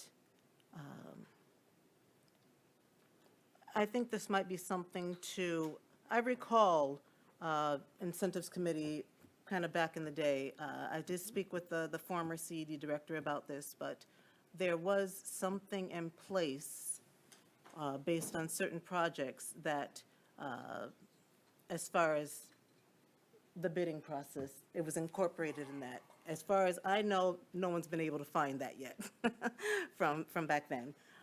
So it is something that I'm willing to explore. I think council may be willing to explore that because it should be a fair bidding process. At this point, though, I think the question is that do we want to delay this project based on that right now? Now, I don't know what your bidding process is. Maybe you can kind of share that. yeah, to kind of- we've committed years ago for this project to have we're an open general contractor. So we have everybody that's a qualified subcontractor bid in the project. Now, a lot of our projects is 60% union. Some of them are 100, some of them are 0. So it all depends on timing but so a project like this, you want a union for all the major trades for sure, because they are very qualified. So have already committed to the city that we are going to be soliciting bids from anybody that's qualified, that's minority labor and union labor. We've been doing that work in the city for a decade. That's what we commit to when we're doing a tax abatement. That's what I commit to when we meet with the city council. And I understand that you guys want to delay this project because of this, but, I would ask you to reach out to the new mayor of Detroit and get a recommendation letter from her, and I'll ask her for one. I've been working with her for 15 years developing projects in the city of Detroit, and my reputation is everything. And because I was so successful in the city building a lot of things the city needed, I've never had an issue where the city of Detroit questioned me or any of the subcontractors. I can't sit here and promise you everything is going to go well and right. But what I can promise you is that we are building it and we are managing it and we're developing it. And I've been up here several times, and reputation is everything when it comes to developing. I understand everybody wants affordable housing here. Unfortunately, this project and the MSHA doesn't allow for everyone to build it. It's an extremely competitive process. And unfortunately, those projects go to very, very wealthy people. But what I can tell you is that my reputation, that my father built the reputation, I'm just continuing it, is that we have a AAA reputation in every city we work in, with our investors, with our tenants. I understand you're skeptical about the projects, council member, but I have no reason to change things on you, to lie to you, to do any of these types of things, because I want to continue to build in Ferndale. I'm the one that took the Motorama Hotel away, and we lost a ton of money on that project. We took that eyesore away from the city and built workforce housing units. I own Anytime Fitness Ferndale. I'm there every day. I'm in your city. Speaking of the 8 Mile project, wasn't there supposed to be a art mural there that, The city was commissioning a group to do these types of things. and it didn't get done? I don't know what happened to the commission. Through the chair, I appreciate your responsibility, your reputation, your passion and pride for developing in the city of Ferndale. You know, that, our job is to protect the residents in the community, and that's why I'm going through these questions. Not because I doubt you, it's because I don't know you, and ultimately it doesn't matter, because I have to ask these questions to put protections in place for the residents. So I would love to see the letter of recommendation. Do you have any letters of recommendation from any union heads that discuss the fact that you do have responsible bidding practices? I don't know what class AAA rating means. Maybe that includes some of that, but that's what I'm looking at. I'm not skeptical of the project or the intention of you to build and be a good steward of Ferndale and support attainable housing. I think that's pretty clear, but I just want to make sure that we're doing our due diligence. Yeah, I understand that, but we've been working on this project for several years. We have community members coming up to support the project. And for me to ask Mayor Sheffield for a recommendation to get the pilot, I could have done that a year ago. We have a permit ready. We have a permit sitting on the city of Ferndale's desk, ready to get picked up to start construction. Through the chair, these questions should have been asked back then. I don't know. I mean, I'm here now, and I appreciate that you're being impatient. And Councilmember Johnson, I think you're being impatient now too. A little. I think the issue, well, no, hold on. Not, No, I'm just, He's speaking to me. no, so- I'm speaking generally. I think my concern with some of the broader part of this conversation is that there's a constant calling into question the work and the due diligence that was done for the last 4 years on this project through multiple stages of development and starting over again when MISTA pulled the funding. So, I think we have to be careful with the way that we're communicating this to the public when we say that we didn't do all of these due diligence things, that we didn't ask these questions. They were asked. There were a lot of questions asked. And so we're here after 4 years of doing all of that. And what we came to was this development seemed to meet, after we had done all of the work we do, all of the things. And we have a community benefits agreement that puts a lot of money back into the community, including keeping our food pantry going. We have a developer that has had, workforce housing, which is a gap in Ferndale's housing plan. I mean, it does all the things we said we wanted it to do. I think that we run the risk, again, of letting go of a very, again, this developer is not making a fortune on this. It is a state-regulated, it is a state-regulated thing with rents. He can't just make a bunch of money. His profits aren't like a regular private developer because he's developing it under these statutes. And so there's no incentive for Mr. Ferlito or anybody like him who's building affordable or workforce housing to, if I might be so crude, screw the city. It's not in their interest. It doesn't serve their interest to do so because they're using state statutes to do their projects that do set out a lot of these things. If he was just coming in for a regular private development, just a regular market rate development, that's the Wild West of how you get hosed. But this is a workforce project under state law with all of the rules and regulations that come with it. So this isn't just some fly-by-night development agreement. This is something that's been worked on for years. And, I think we really need to be cautious when we're explaining these things to the public, that we make clear that there was good work done by this and that we're not undermining the work that was done by a lot of hardworking people, including previous CED directors and city managers over the years. We can quibble about how we want to get these projects done, and we can quibble about some of the details of, say, the community benefits agreement, but the program itself, the plan is good plan. This is a good plan. This is the kind of plan that any other city would adopt. There's nothing in here that's like gonna hurt Ferndale. It just is on its face a good workforce development plan. Never, through the chair, never said it wasn't a good plan. And also that, never implied that anybody was doing anything nefarious. The questions that you said were asked 4 years ago, I wasn't privy to them. So if I don't ask the questions now, I'm not doing my job now. And that, they could have been communicated to me any point throughout this process if you wanted to bring me up to speed and not kick the tires on this. So I'm not quibbling, I'm doing due diligence. And the fact that, I'm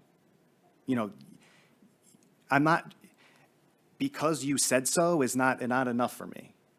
I want to know what was done, why wasn't it done? Why wasn't the ordinance adopted back then? So through the chair, if I may, what I think we need to get to tonight is what are the points that we want to see more on? It sounded like you were interested in us having a responsible contractor policy. I think that's something that's on the roadmap to adopt this year.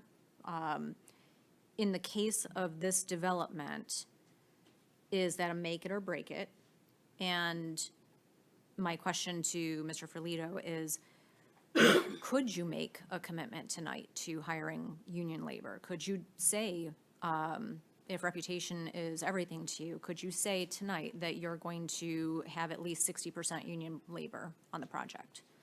I cannot. I wish I could, but the problem with union labor on a project that doesn't have a lot of state funding is that it is 10% higher than other labor. So there has to be, when it comes to a project like this, it has to be like a blend.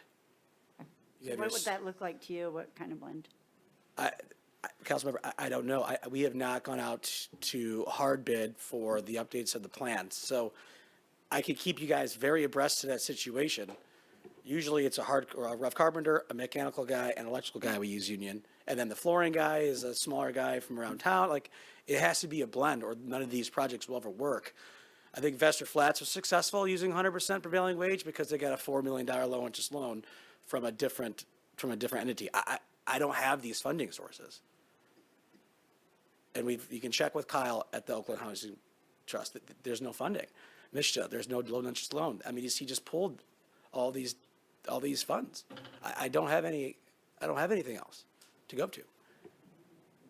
So I will state that I appreciate you wanting to bring this project to Ferndale, and I know that the funding that you were expecting was pulled, and you had to do some reconfigurations.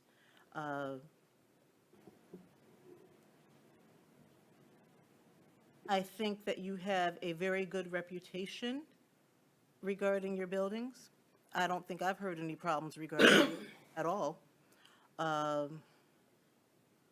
I guess the question is that based on what we do tonight, does council see that this is something that is of benefit? And I just want to point out that the community benefits are coming from you. They're coming from you. And you wanted to do that because you are a good community partner, and you wanted to bring something in addition to the housing to Ferndale. You wanted to bring some benefits that would also be attractive to Ferndale as well. Through the chair, and also attractive to his building. Well, What's wrong with that? I mean, that's how. You're calling it a community benefit, and you're acting like he's not benefiting from it. Even happen. But there are community benefits. Well, I would argue that let's not have it happen and put more attainable units in. I think that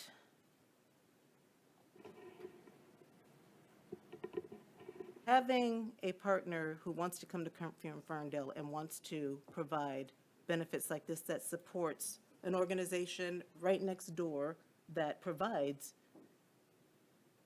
a food pantry that is dependable by members of this community. We just heard that, well, I know for a fact that Renaissance Vineyard have been operating with a core group of individuals because they no longer have a pastor, and they've struggled with maintaining that building for many years.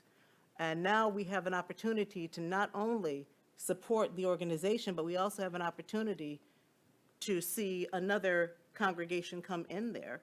And who knows what sort of opportunities and supports they'll provide to the community. Through the I chair, don't see, it's a church. don't interrupt me, please. I don't see any reason to withhold this project for that reason.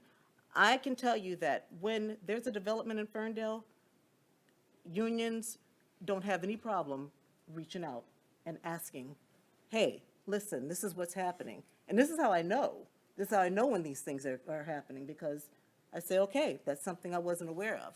And being on the incentives committee is why we suggested to have some sort of something in place to kind of promote that. But that is not going to happen in time for this project.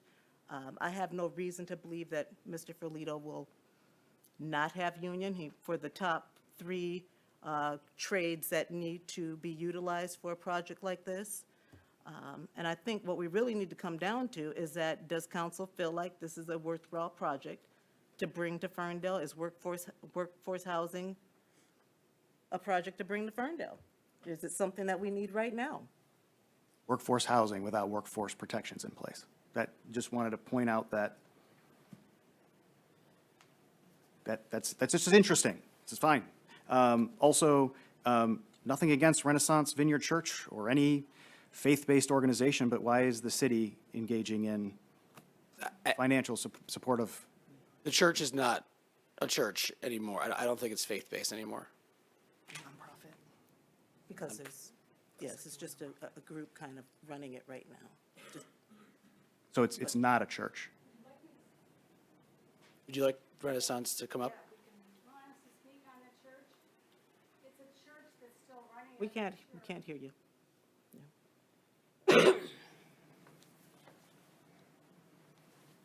Renaissance Vineyard Church is still a running church.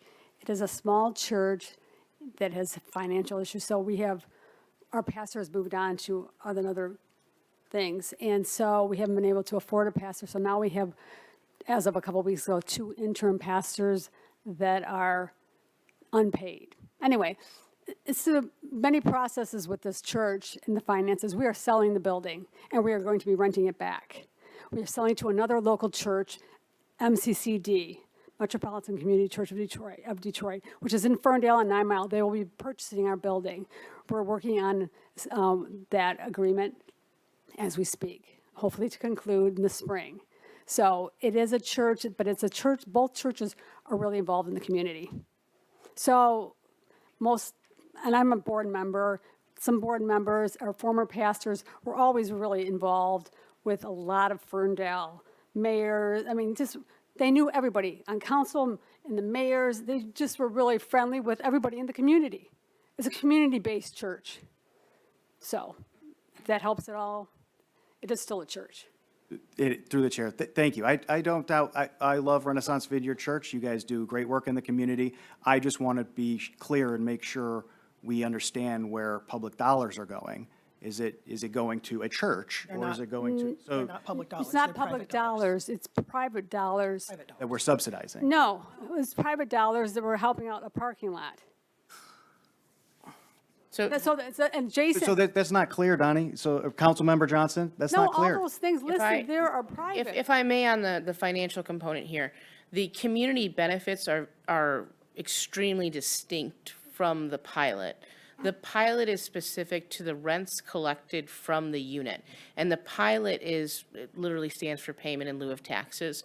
So the community dollars are entirely on the developer. They are payments that the developer is making as consideration for the city reviewing the pilot offer, but the city doesn't subsidize the community dollars because the absence of the tax revenue is the difference between the pilot and the market value of the property, which doesn't include those community benefit dollars, if that makes sense. It does, thank you. So then in theory, the developer could use those dollars for more attainable units. Yes, but as we've spoken about already, the incentives committee has already reviewed, and this was kind of what was negotiated along the way. We did talk about at the meeting on December 15th, whether the city wanted to forego any any community benefits. That wasn't at the time the direction of council, that we wanted to forego community benefits for more 80% AMI units, specifically because the dollar figure associated with an additional AMI unit was about $160,000. So even foregoing more than half of the community benefits would have only net us one additional 80% AMI unit. Okay, thank you for clarifying.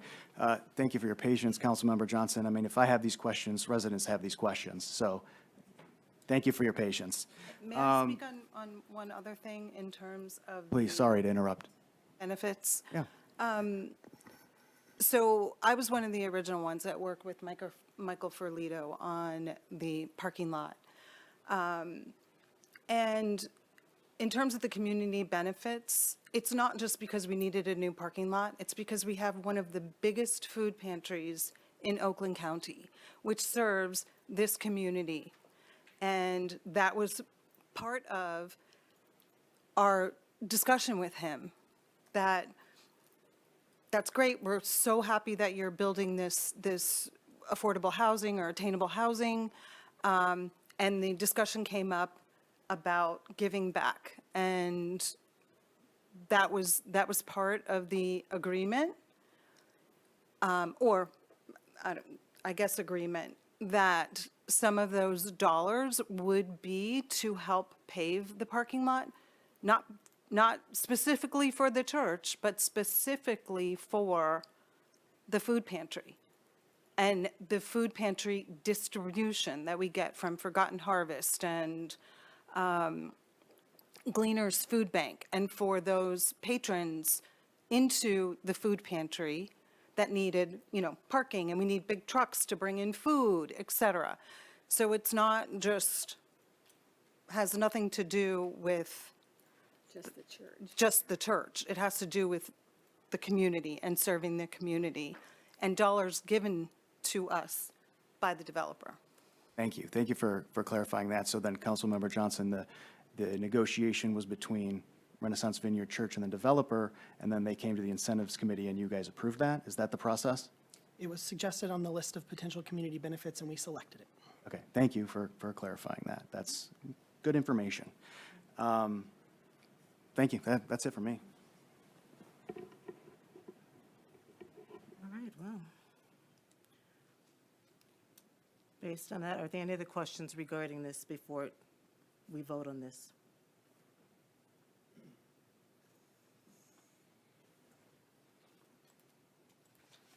Through the chair, Ross, is it my understanding that there was a adjustment in the line item for 2K regarding the 2B, yes, I believe.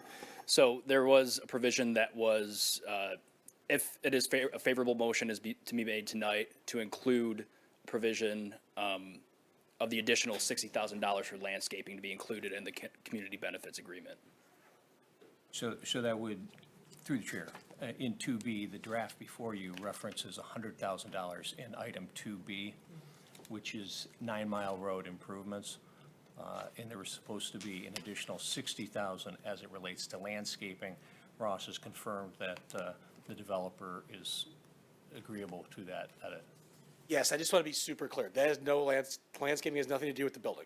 The landscaping is strictly on the public right-of-way. The city wanted trees and seating and bike racks. So that's when we said, okay, well, how about we support that initiative by adding to their public right-of-way. So the building's not getting nicer landscaping, it's for the right-of-way. And I'll note, my understanding is that's accurately reflected in all the presentation materials and the cover letter. It was just missed in the summary of benefits. for the legal memo.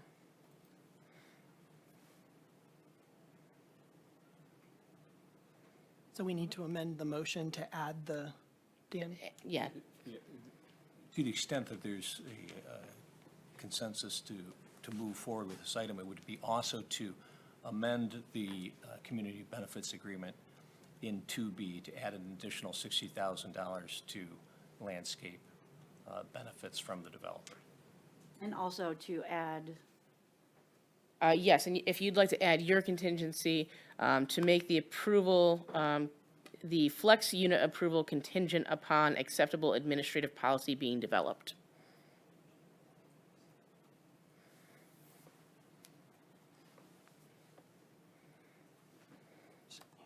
Adopted. And then a motion to, you said it was section 2B? Yes.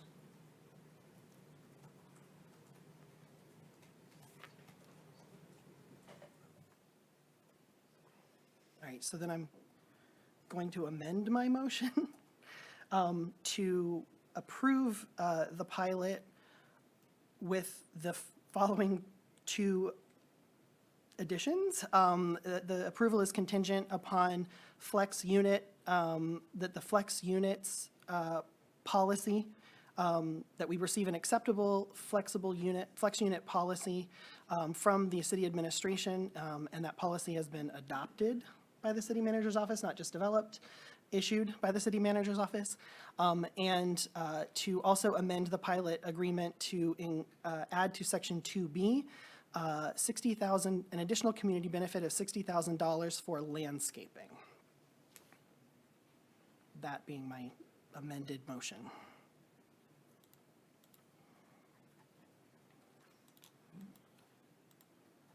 We need support before it goes to a vote. Support. We'll need this one as a roll call. Johnson, Yes. Mikulski, Yes, with comment. Kelly,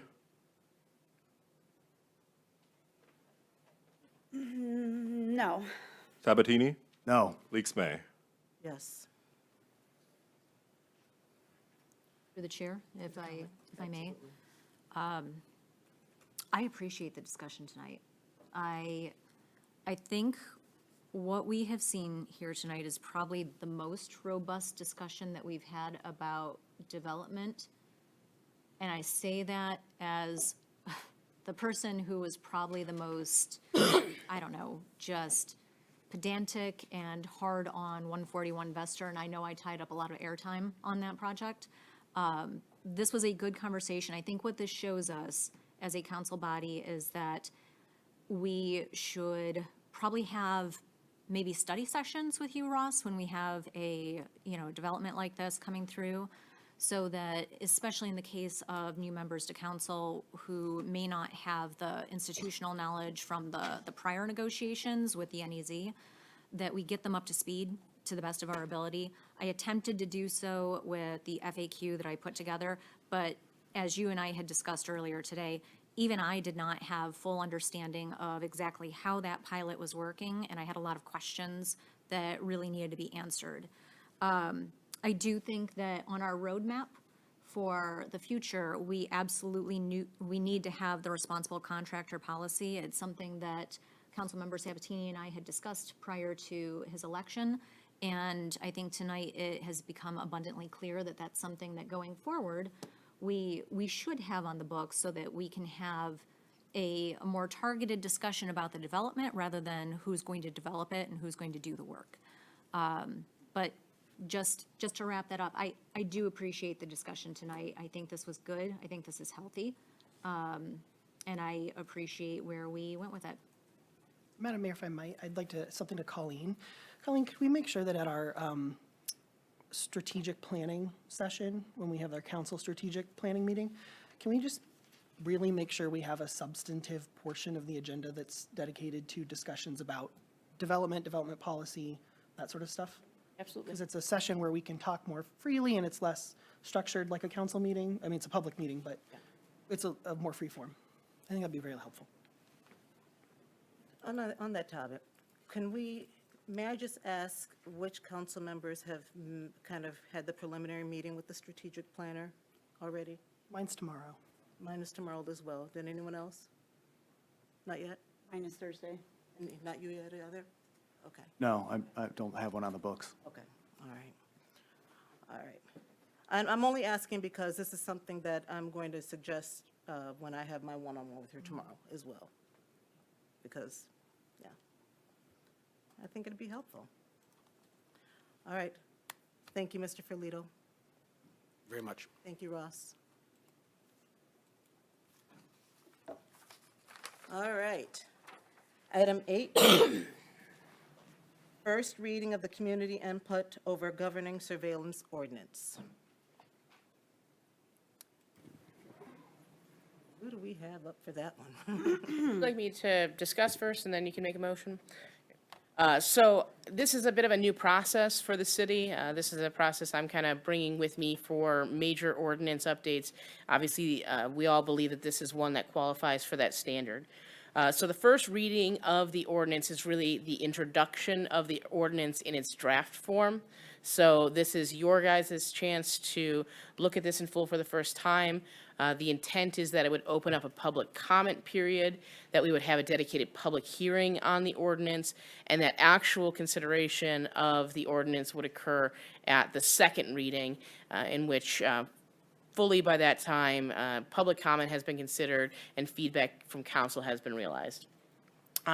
Thank you to Councilmember Johnson and Mayor Pro Tem Mikulski for their work on this thus far. It is still in draft form, and I do expect that between council comments and additional community feedback, we will have changes.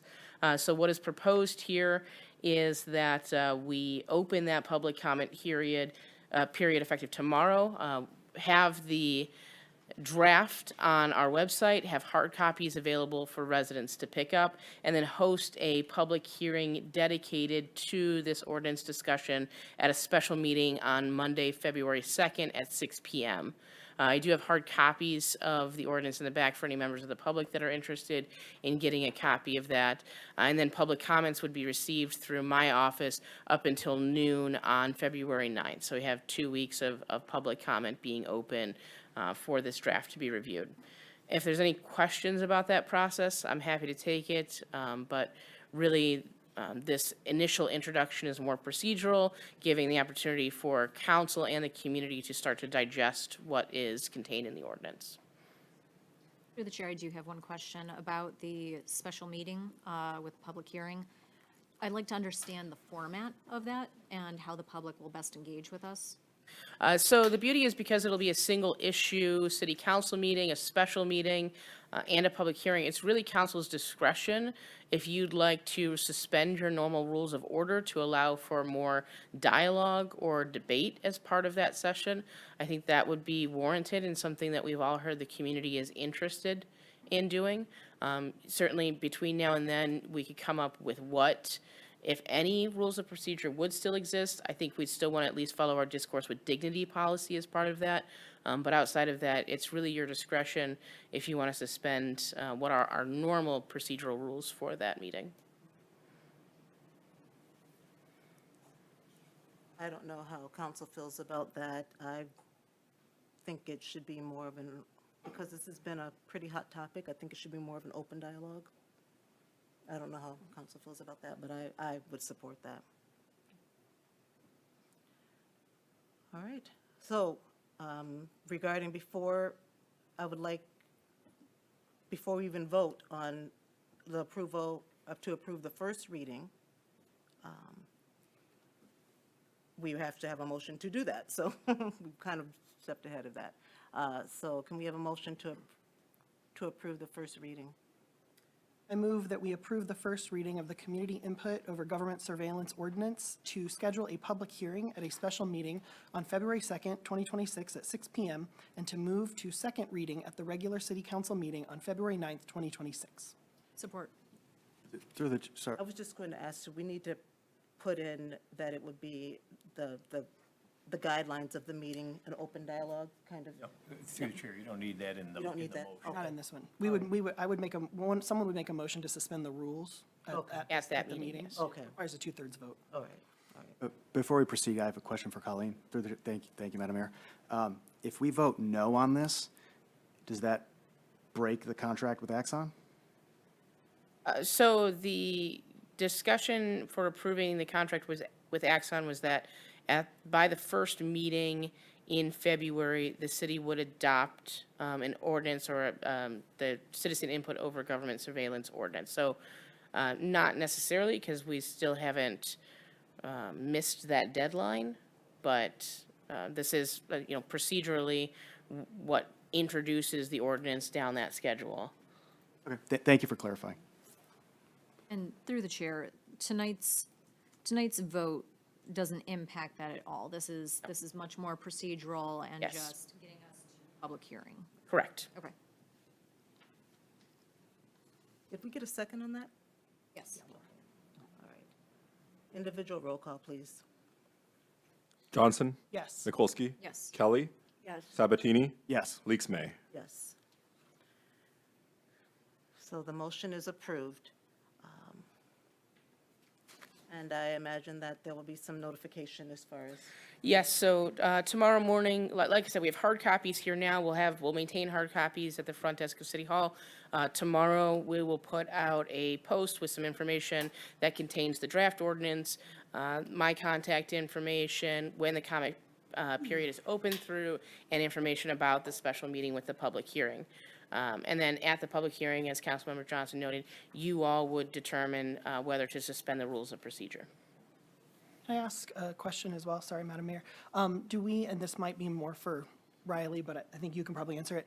Do we still have like an email list that we can do email blasts for? We used to years ago. It's been a long time because maintaining it was a mess, but I'm just, is that still a thing? Yeah, if I may, we do still have a database from our previous mayor's e-newsletter, so I'm happy to pull from that. It has a couple thousand people on it. And then there's also, with our text system list, I believe there's also an email component to that as well, so I can always pull from both and kind of do a mass email that way, if that would work. I'm thinking if we could email a notice with the detached, say, hey, we're having a special meeting, it's about the attached ordinance. I can't say everybody's gonna get it, but it's something. Might be good to use for snow emergencies and stuff as well. Yeah. okay. So we had an item pulled from the consent agenda, so it's now item 8C, which is the resolution to submit to the state of Michigan for the 2025-2026 deficit elimination plan for the auto parking fund. So I guess we need to have a motion for discussion because we would have. Yeah, you can carry forward with making the motion, and then I'm welcome to provide some context on it if that's what council's intent was. And we'll need a motion for discussion purposes. Oh, I'm sorry. Motion to discuss agenda item, sorry, I forgot the agenda, 8C. 7C. Oops. Originally 7C becomes 8, Becomes 8C. 8C, right? Yeah. Right. 8C, approval of the resolution to provide a 2025-2026 deficit elimination plan for the auto parking fund.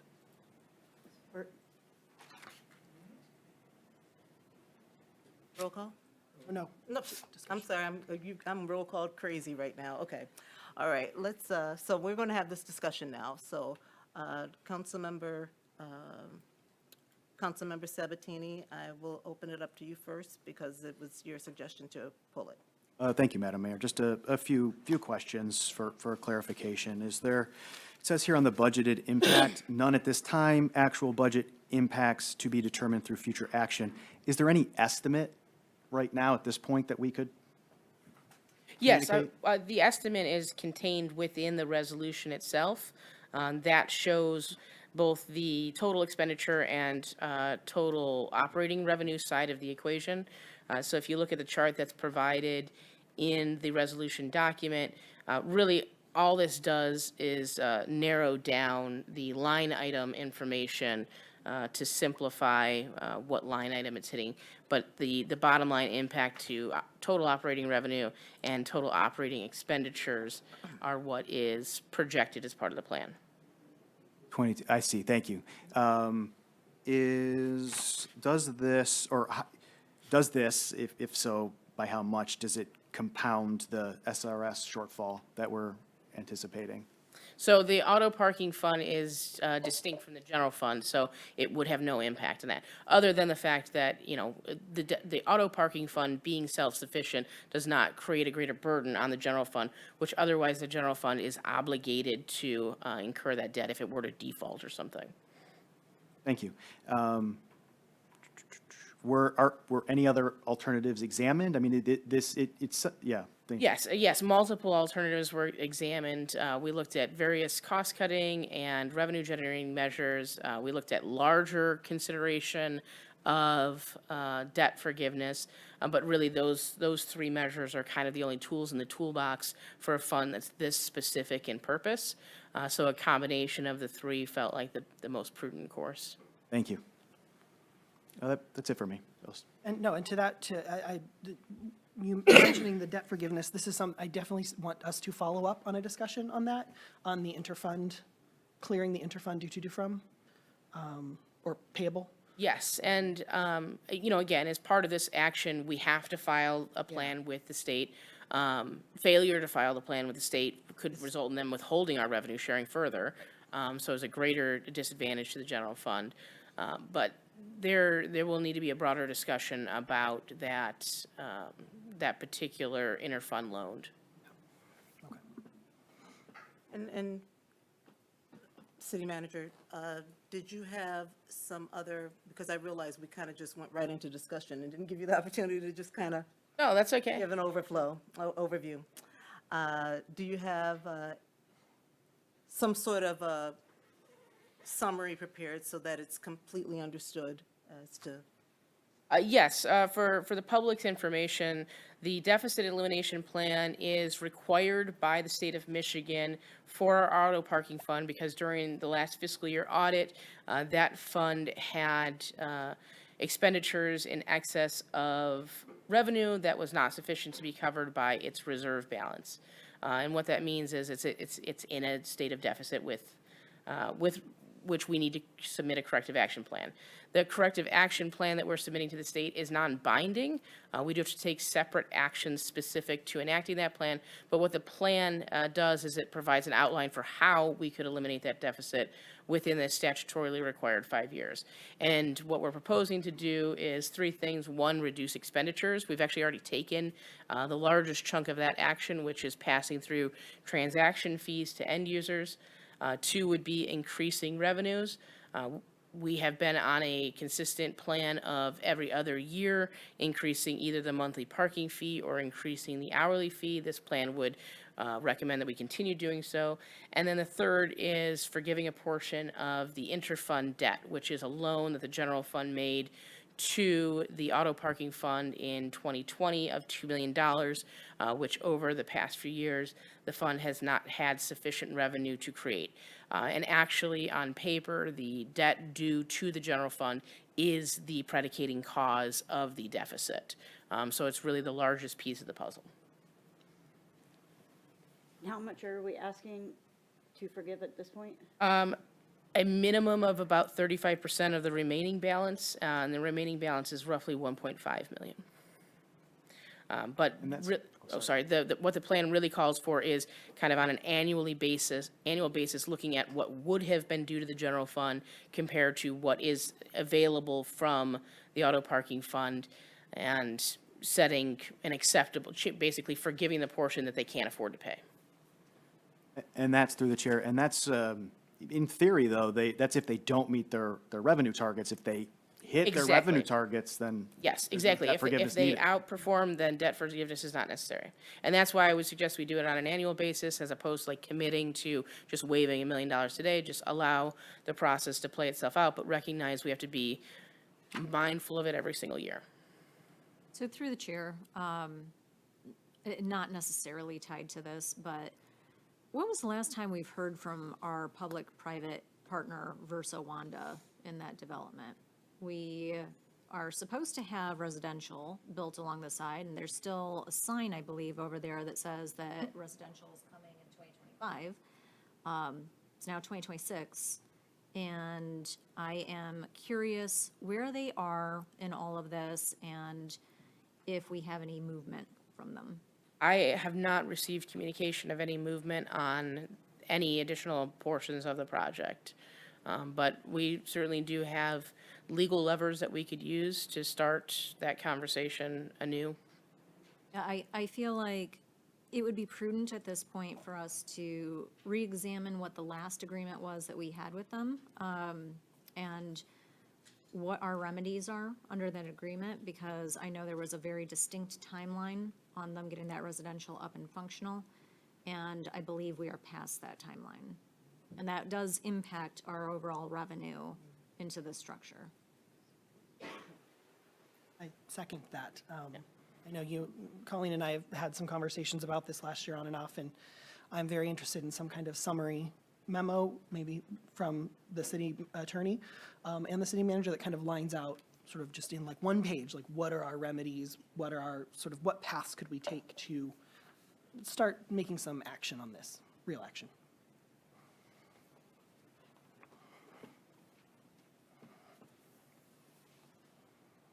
And Colleen, final question. So we move this forward tonight. At what point are we making the decisions on, doing the parking rates and this general fund loan? Is that during our budget session? Is that during something else? Yeah, so the rates would be during our discussion on the annual fee book. That's when we would discuss rate setting, although obviously I'll make projections as part of the budget planning, so it won't be completely new information.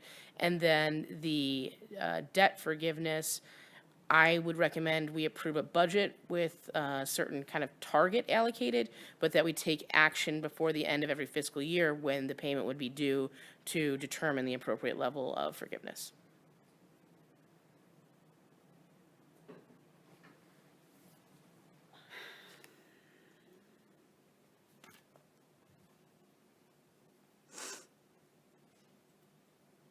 Any other questions? Comments? All right. We have a motion on the table. Through the chair, if I may, if I heard correctly, I believe the motion on the table is to discuss the resolution rather than to adopt the resolution. I just was trying to get clarification if you want to amend the resolution, or amend the motion, rather. It is to adopt the resolution. No, so- that's No, not it was really discussion. We need a new motion. What I was about to say was that, Councilmember Sabatini, did you want to didn't you, who made the motion, the first one? Yes. Okay, did you want to restate it as how it's written in the, Yeah, I'm sorry, I'm motioning to close the discussion of the, To approve the resolution. to approve, okay, thank you for the clarification. Motion to approve Agenda Item 8C, approval of resolution to provide a 2025-2026 deficit elimination plan for the auto parking fund. or, is that what you needed? That's perfect. Thank you. Sabatini? Yes. Kelly? Yes. Johnson? Yes. Mikulski? Yes. Leaks May? Yes. Okay. Then that motion carries. And I'm just trying to see, okay. So now we're at call to council. So, City Manager, I open it up for you to call on department heads for city updates. Parks.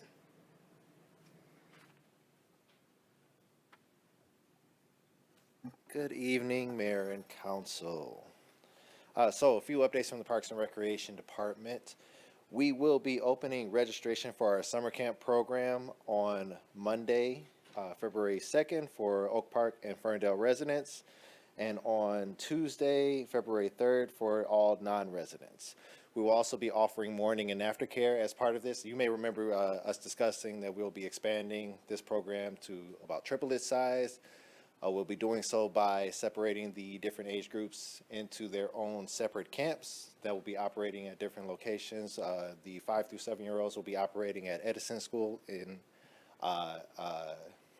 just north of Martin Road Park, and the 8 through 9-year-old group and the 10 through 12-year-old group will be operating at Webb Elementary School, which is just off of Woodward Heights. So anybody that has any questions or anything about the registration process can be directed to me. My email is ejohnson@ferndalemI.gov. I've been running the camp program for about 13 years now, so I can answer any and all questions about the expansion and everything that we're planning on doing. Next Saturday, we are planning on hosting our Little Princess Dance, which will take place at Ferndale High School from 6 to 8 p.m. There will be a night of music, dancing, games, treats, flowers, and a visit from Elphaba and Glinda from Wicked. The last day to register for the early bird pricing, which for Ferndale residents will be $15 and for non-residents is $20. The last day to get that pricing will be this Friday, after which the price will go up for $5, by $5 for both categories. Anybody that has any questions about that can contact us at our offices. We also extended the registration deadline for our Mackinac Grand Experience trip. That is a trip to Mackinac Island to stay at the Grand Hotel, where there'll be games and activities, various different treat opportunities and different meals and things like that. It's the opportunity to visit Mackinac Island in the spring, experience beautiful Grand Hotel before the busy season starts, and spend time with family and friends. So the cost ranges for that range from $990 to $1,310, depending on the occupancy type. And that price can be paid in installments starting with a $150 deposit that is due by March 3rd. March 3rd is the new registration deadline for that.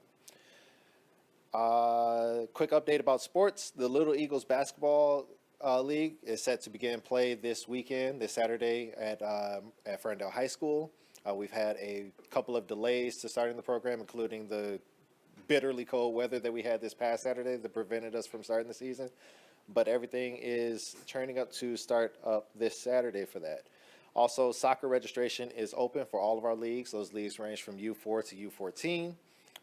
And we will also be opening up registration for flag football and adult softball sometime in mid-February. That is the current plan. And then lastly, we had our bid opening today for our Martin Road concession and restroom building. We received 12 different bids, and we will be moving forward with selecting a contractor in the near future. That should be on the next council agenda. And that is all for Parks and Rec. Mayor Pro Tem Mikulski, I know you had some questions regarding. Oh. Did you want to maybe get some clarity on that regarding what you asked earlier? Yeah, let me pull up my. I think we still do. It was just one question.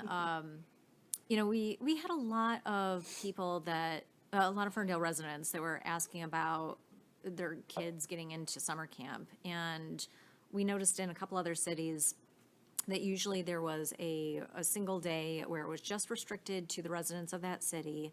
I see that we're open to Oak Park and Ferndale for that one day because of our reciprocity agreement. Right. Do we know if Oak Park, they have a summer camp coming up as well that they haven't announced on their website yet?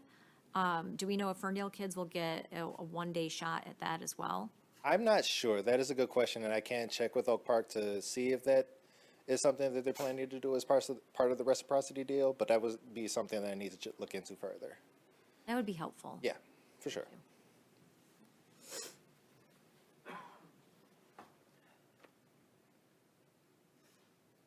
DPW?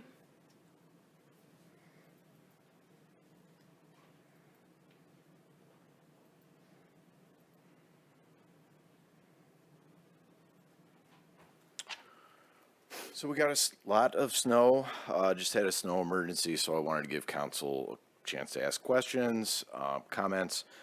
First thing I do want to say is that winter maintenance is a human endeavor. It's important that we remember that. 24-hour snow emergency, DPW is typically working actively for 24 hours to maintain our streets. So first off, I want to thank our staff for their hard work and dedication. And then I also want to say that we missed 6 blocks between Orchard and 9 Mile. Symes, Romeo, Leach, Renson, Martin, and Almont, those will all get taken care of tomorrow. That is due to changing up some routes between last year and this year. We're putting 5 trucks with 4x4s on the road in a snow emergency instead of 4, so there was just some miscommunication there and a driver missed his route. Outside of that, I can give you all the detail you want, or just I can answer questions, so I'm not telling you a bunch of stuff you're not interested in. Through the chair, I do have a question, if I may. There are folks on 9 Mile and a couple of the side streets who have written to me saying that when the plow comes through, we're getting big piles of snow at the end of their driveway. Yep. And if I'm not mistaken, a few years back, we had the same issue. Is there anything that we can do to mitigate that? I think in particular with 9 Mile, there might be an issue because of the bike lanes needing to be cleared as well. But I was hoping that you could weigh in on Yeah. what we can do for those folks, because they're getting blocked into their driveway and it's becoming a real problem. Yeah, so I'm not sure what we can do in that case. Those would be considered windrows. That's just a problem that every DPW and every city that gets snow has to deal with. There's not really an efficient way to do. A place that has 8,000, 10,000 driveways, you're going curb to curb in a snow emergency. All you can do is remove the snow, and it has to get piled to the curb. You can't leave it on the roadway. West 9 Mile is not that different. It used to be a 4-lane road. In that case, both lanes went to the right on both sides. So eastbound, westbound, everything got pushed to the curb. Those windrows happen. There is really not much we can do to prevent that. There's currently a bike lane, but for our purposes, the snow has to go from the street, so center line, to the curb.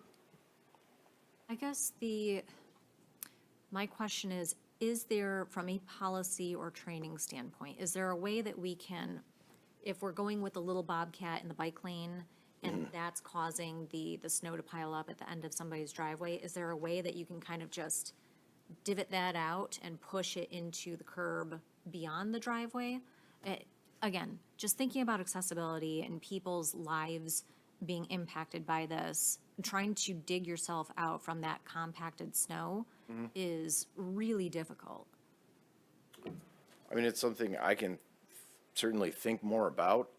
There's not an easy solution for that. I know Royal Oak has an FAQ that has some instructions for residents.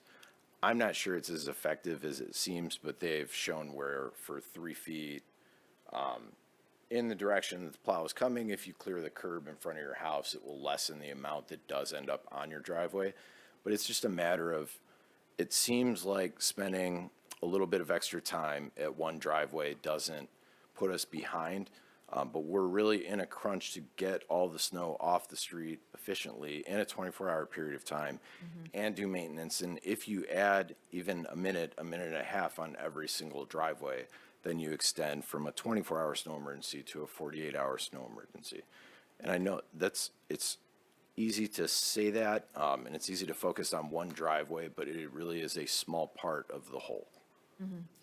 All I would ask is, give it some thought. I don't know if there's a perfect answer, but I know that as somebody who has a massive shoulder injury, I couldn't dig myself out. I know I couldn't. I'm lucky that I have neighbors that help and that can get us out of our driveway. But I know in my case, if the plow came through and piled up snow at the end of it, I'm stuck. Thank God I have no place to be except here tonight, so. Yeah. Yep. Fair point. Through the chair, and that, to Councilmember Mikulski's point, when we audit that process, could we do the math on the bike lane streets? So it would just be driveways in my mind. You would know better. Bike lanes on homes with driveways, and the bike lane streets are 9 Mile, Livernois, Pierce, Hilton, Pinecrest, thank you, Pinecrest, and Marshall? Woodward Heights, Hilton has a bike lane. I was just wondering if that improves the math anyhow to lessen the strain on your staff. I don't need the answer now. Maybe. It's a question. I'll mention too, for council's benefit, I just shared a super detailed snow maintenance plan that goes over all the details, windrow included, how we prioritize snow. It's got route maps. It has everything in it. And if anyone's interested, I think it was February of last year that we had a snow emergency somewhere towards the middle of February. I presented to council on all of these items in some detail, probably painstaking for most people. Thank you. In those emergencies where the driveway gets blocked again, what do you what should people do? Do they call the non-emergency police line? And, you know, if there's an actual emergency, I imagine they would call, the fire department. And then those times when like, well, I got to get to work and my livelihood, it's sort of not a police emergency or a fire emergency. What sort of best practices should we tell the community to follow? There's certain things that are hard for us to perform maintenance-wise. That is something that I would say would fall on the property owner, unfortunately. We just simply can't do everything. Right. I'm not saying call DPW to clean an individual. And that's not what I was suggesting. I just meant like in terms of, you know, I gotta, you know, get out of here. I can't because my arm is broken or, you know, whatever. What do we recommend to people? Call a neighbor, like, I mean, there's no right answer here. I'm curious. A neighbor would be great if you have one. But we also have a senior chore program. CED can connect people if they qualify for that type of program. I think they've already taken applications for the year, so I'm not sure if you can enter in the middle of it, but typically before the start of every snow season, people can apply based on qualifications, and CED will connect them to OLS. I always want to say OSHA, but I think it's HSA. Thank you. If there's nothing else on the plowing, I have a related DPW question. Did we follow up with the resident on Pearson with the water emergency? Yes, we have. Okay, thank you. He has a plumber that's coming, potentially frozen pipes. We're not sure what's going on, and our water team's going to meet at 2 p.m. prior to the plumber getting there to see if they can assess as well. Thank you. I lied. One more plow question. Were any routes missed on the west side? To my knowledge, the only thing that was missed was Symes, Romeo, Leach, Renson, Martin, and Almont. Okay. And those are between West 9 Mile and Orchard Street by Martin Road Park. Right, yeah, okay, thank you, thanks. So I do have a question. And I wonder if I have this question for you every year, and I'm so sorry. But are there any plans to pick up the Christmas trees that stragglers like myself just got out? You can still put it to the curb. It will be picked up by Fontenot that does brush chipping weekly. Okay, all right, because this will be the second week that it's out, and I'm just getting stressed about it. We have seen a few. If they do miss it, Fontenot probably easily misses a route in times like this because there's not as much brush that's going out. Just call us, and we will call them, and we'll make sure that they return to your address on your trash day. All right, thank you.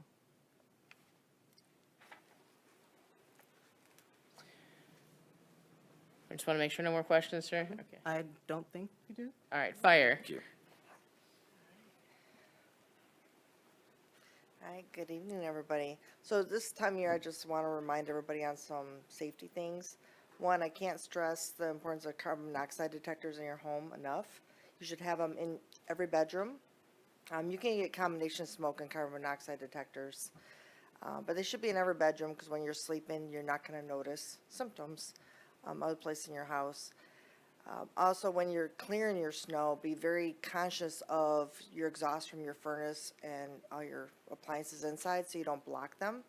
I don't know if any of you remember, right after I came here as chief, we actually gave a life-saving award to a dog that saved his family's life because he alerted them to the fact that their exhaust was plugged and they had a newborn baby in the house and the carbon dioxide was going into the house. So it's a real thing, so you want to stay safe. If you have a hydrant in front of your house and snow does pile up high, dig that out because if there's an emergency, if we can't get to the hydrant, that's going to delay our ability to fix your emergency. And then we've had a lot of slip and falls on the ice, so just remember when it's cold like this, even if people are clearing their sidewalks, trying to do their due diligence, make us safe, things refreeze. And when it's so cold, ice or salt and all those products don't really work. For instance, today, I've had a crazy day. My family actually got in a car accident today. And when I'm bringing them home from the hospital, I told my daughter, be careful on the ice. And as she's walking in bandaged up from the hospital, she wipes out on the ice. So And it was clear before, but the point is, as it goes up and down, it gets a little misty, it refreezes. You know, so when you put your salt down, just know, penguin walk, look out for your neighbors, look out for each other, and just when you're out walking your dogs and everything else, just do due diligence on the sidewalks by businesses. No, everybody's trying to keep it clear. It's just, the weather's really tough right now, and a lot of products just are not gonna work. So just be safe out there. I think that's this. And if you're using fireplaces and stuff, make sure you're doing annual inspections and utilizing if you have wood burn fireplaces safely. But again, those smoke detectors, carbon dioxide detectors in your house are really important. That's all I got. That's all. All right. So I think I started on this side last time, so I'm going over to my right. Mayor Pro Tem Mikulski. Thank you, Mayor. I don't have much tonight. I did want to thank you for your statement at the beginning of the council meeting. It's a weird time.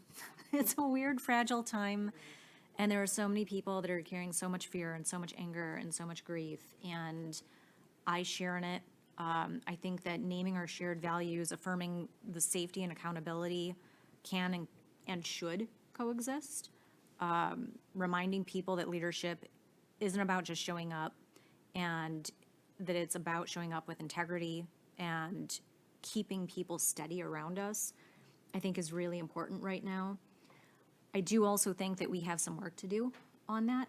I think having something that can be public-facing, that helps the public understand who we are, where we stand, and how we interface with agencies that are causing a lot of concern right now is something that's going to be critical in the very near future. So I'm hoping that we can work together to create that.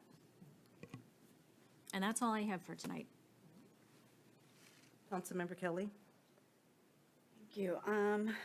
To piggyback on what Mayor Pro Tem Mikulski was saying, I have been working on a resolution to declare us a sanctuary city. I've talked to a couple of our council members and our city manager, and hopefully I could have that finalized this week and sent back over to Dan and everyone else, and maybe we can get it on the agenda for the next meeting so we could have a little more clarification around that. And then the other thing I wanted to talk about was the snow emergency and the tickets that someone asked about. So what is our method, just to let folks know about the snow emergency, just Facebook? Yeah, I believe for this particular snow emergency, it was just social media messaging. So we have a couple spots on our homepage of the website. We have like a green banner that's like right when you load the page, and then some news stories at the bottom. And then, yeah, we did Facebook, Instagram, and then the police Facebook and a few of our other like downtown Ferndale accounts shared it as well. We unfortunately were having some technical difficulties with our text system, so I did break the contract with them because I didn't want to pay for a failing system. So I've met with 5 companies already. I have another 5 on the books for the next 2 weeks, and then I'm hoping to present you all formally with a proposal, maybe 2 meetings from now, to get us going back on that. So I do apologize for the weird delay we had with that, but. Okay, I appreciate getting the information out earlier this time. That was super helpful. But to the people that don't have social medias and, were issued tickets, do we know how many tickets were issued, Chief? My last count was over 300. Oh, Lord. So we're going to have to figure that out, because if they weren't notified, I'm not comfortable with the tickets. Yeah, I can have a discussion with Chief Emmy about how we want to proceed with that and provide update to council. It doesn't cover all of it, but we did delay as long as we could. I think it went, we started the snow emergency about 6 p.m. We didn't even start issuing until later in the evening. I know, it's tough. It's tough with that text system being down, and, I'm not comfortable with that, so we'll have to take a look at it and see what we can do. Councilmember Sabatini. I'm going to cede my time, Madam Mayor. I think I took up enough tonight. Thank you. Are you sure this is the time to? No, no, I'm Okay, good. I think all I right. got a lot out, and I look forward to future meetings. with- All right. yeah, Thank all you. right. Councilmember Johnson. I really don't have anything tonight. Thanks for a long meeting on my birthday. Well, that's what I was going to say. Happy birthday. All right.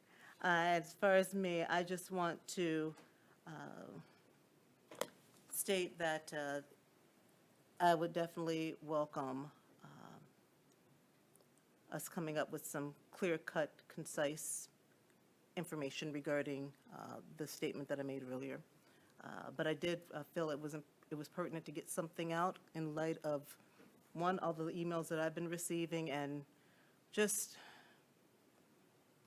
the heartbreaking situation that we're dealing with right now. So I just wanted, so I believe that, this is not going away anytime soon. I believe there's a vote coming up with our legislators, and hopefully that will assist with some of this, but I don't know the details regarding that right now. But definitely, like you said, we're in a crazy time, and we need to figure out how our community can feel safe under these times. Also, I just wanted to state, and I'm surprised you didn't state this, Councilmember Sabatini, that I did catch your live. And I thought, I just. You're the only one. No, I think other people did too. But I just want to say that I really appreciate that. I thought that you, for the first time around, first time out, that you did a good job kind of going through the agenda, providing privacy to the residents that didn't want to be on camera. And I just think that you're only going to get better at it. So I appreciate you doing that. Thank you. Thank you, Madam Mayor. All right. With no more comments from me, and I believe no more comments from anyone else, this meeting's adjourned at 9:51 PM. Thank you.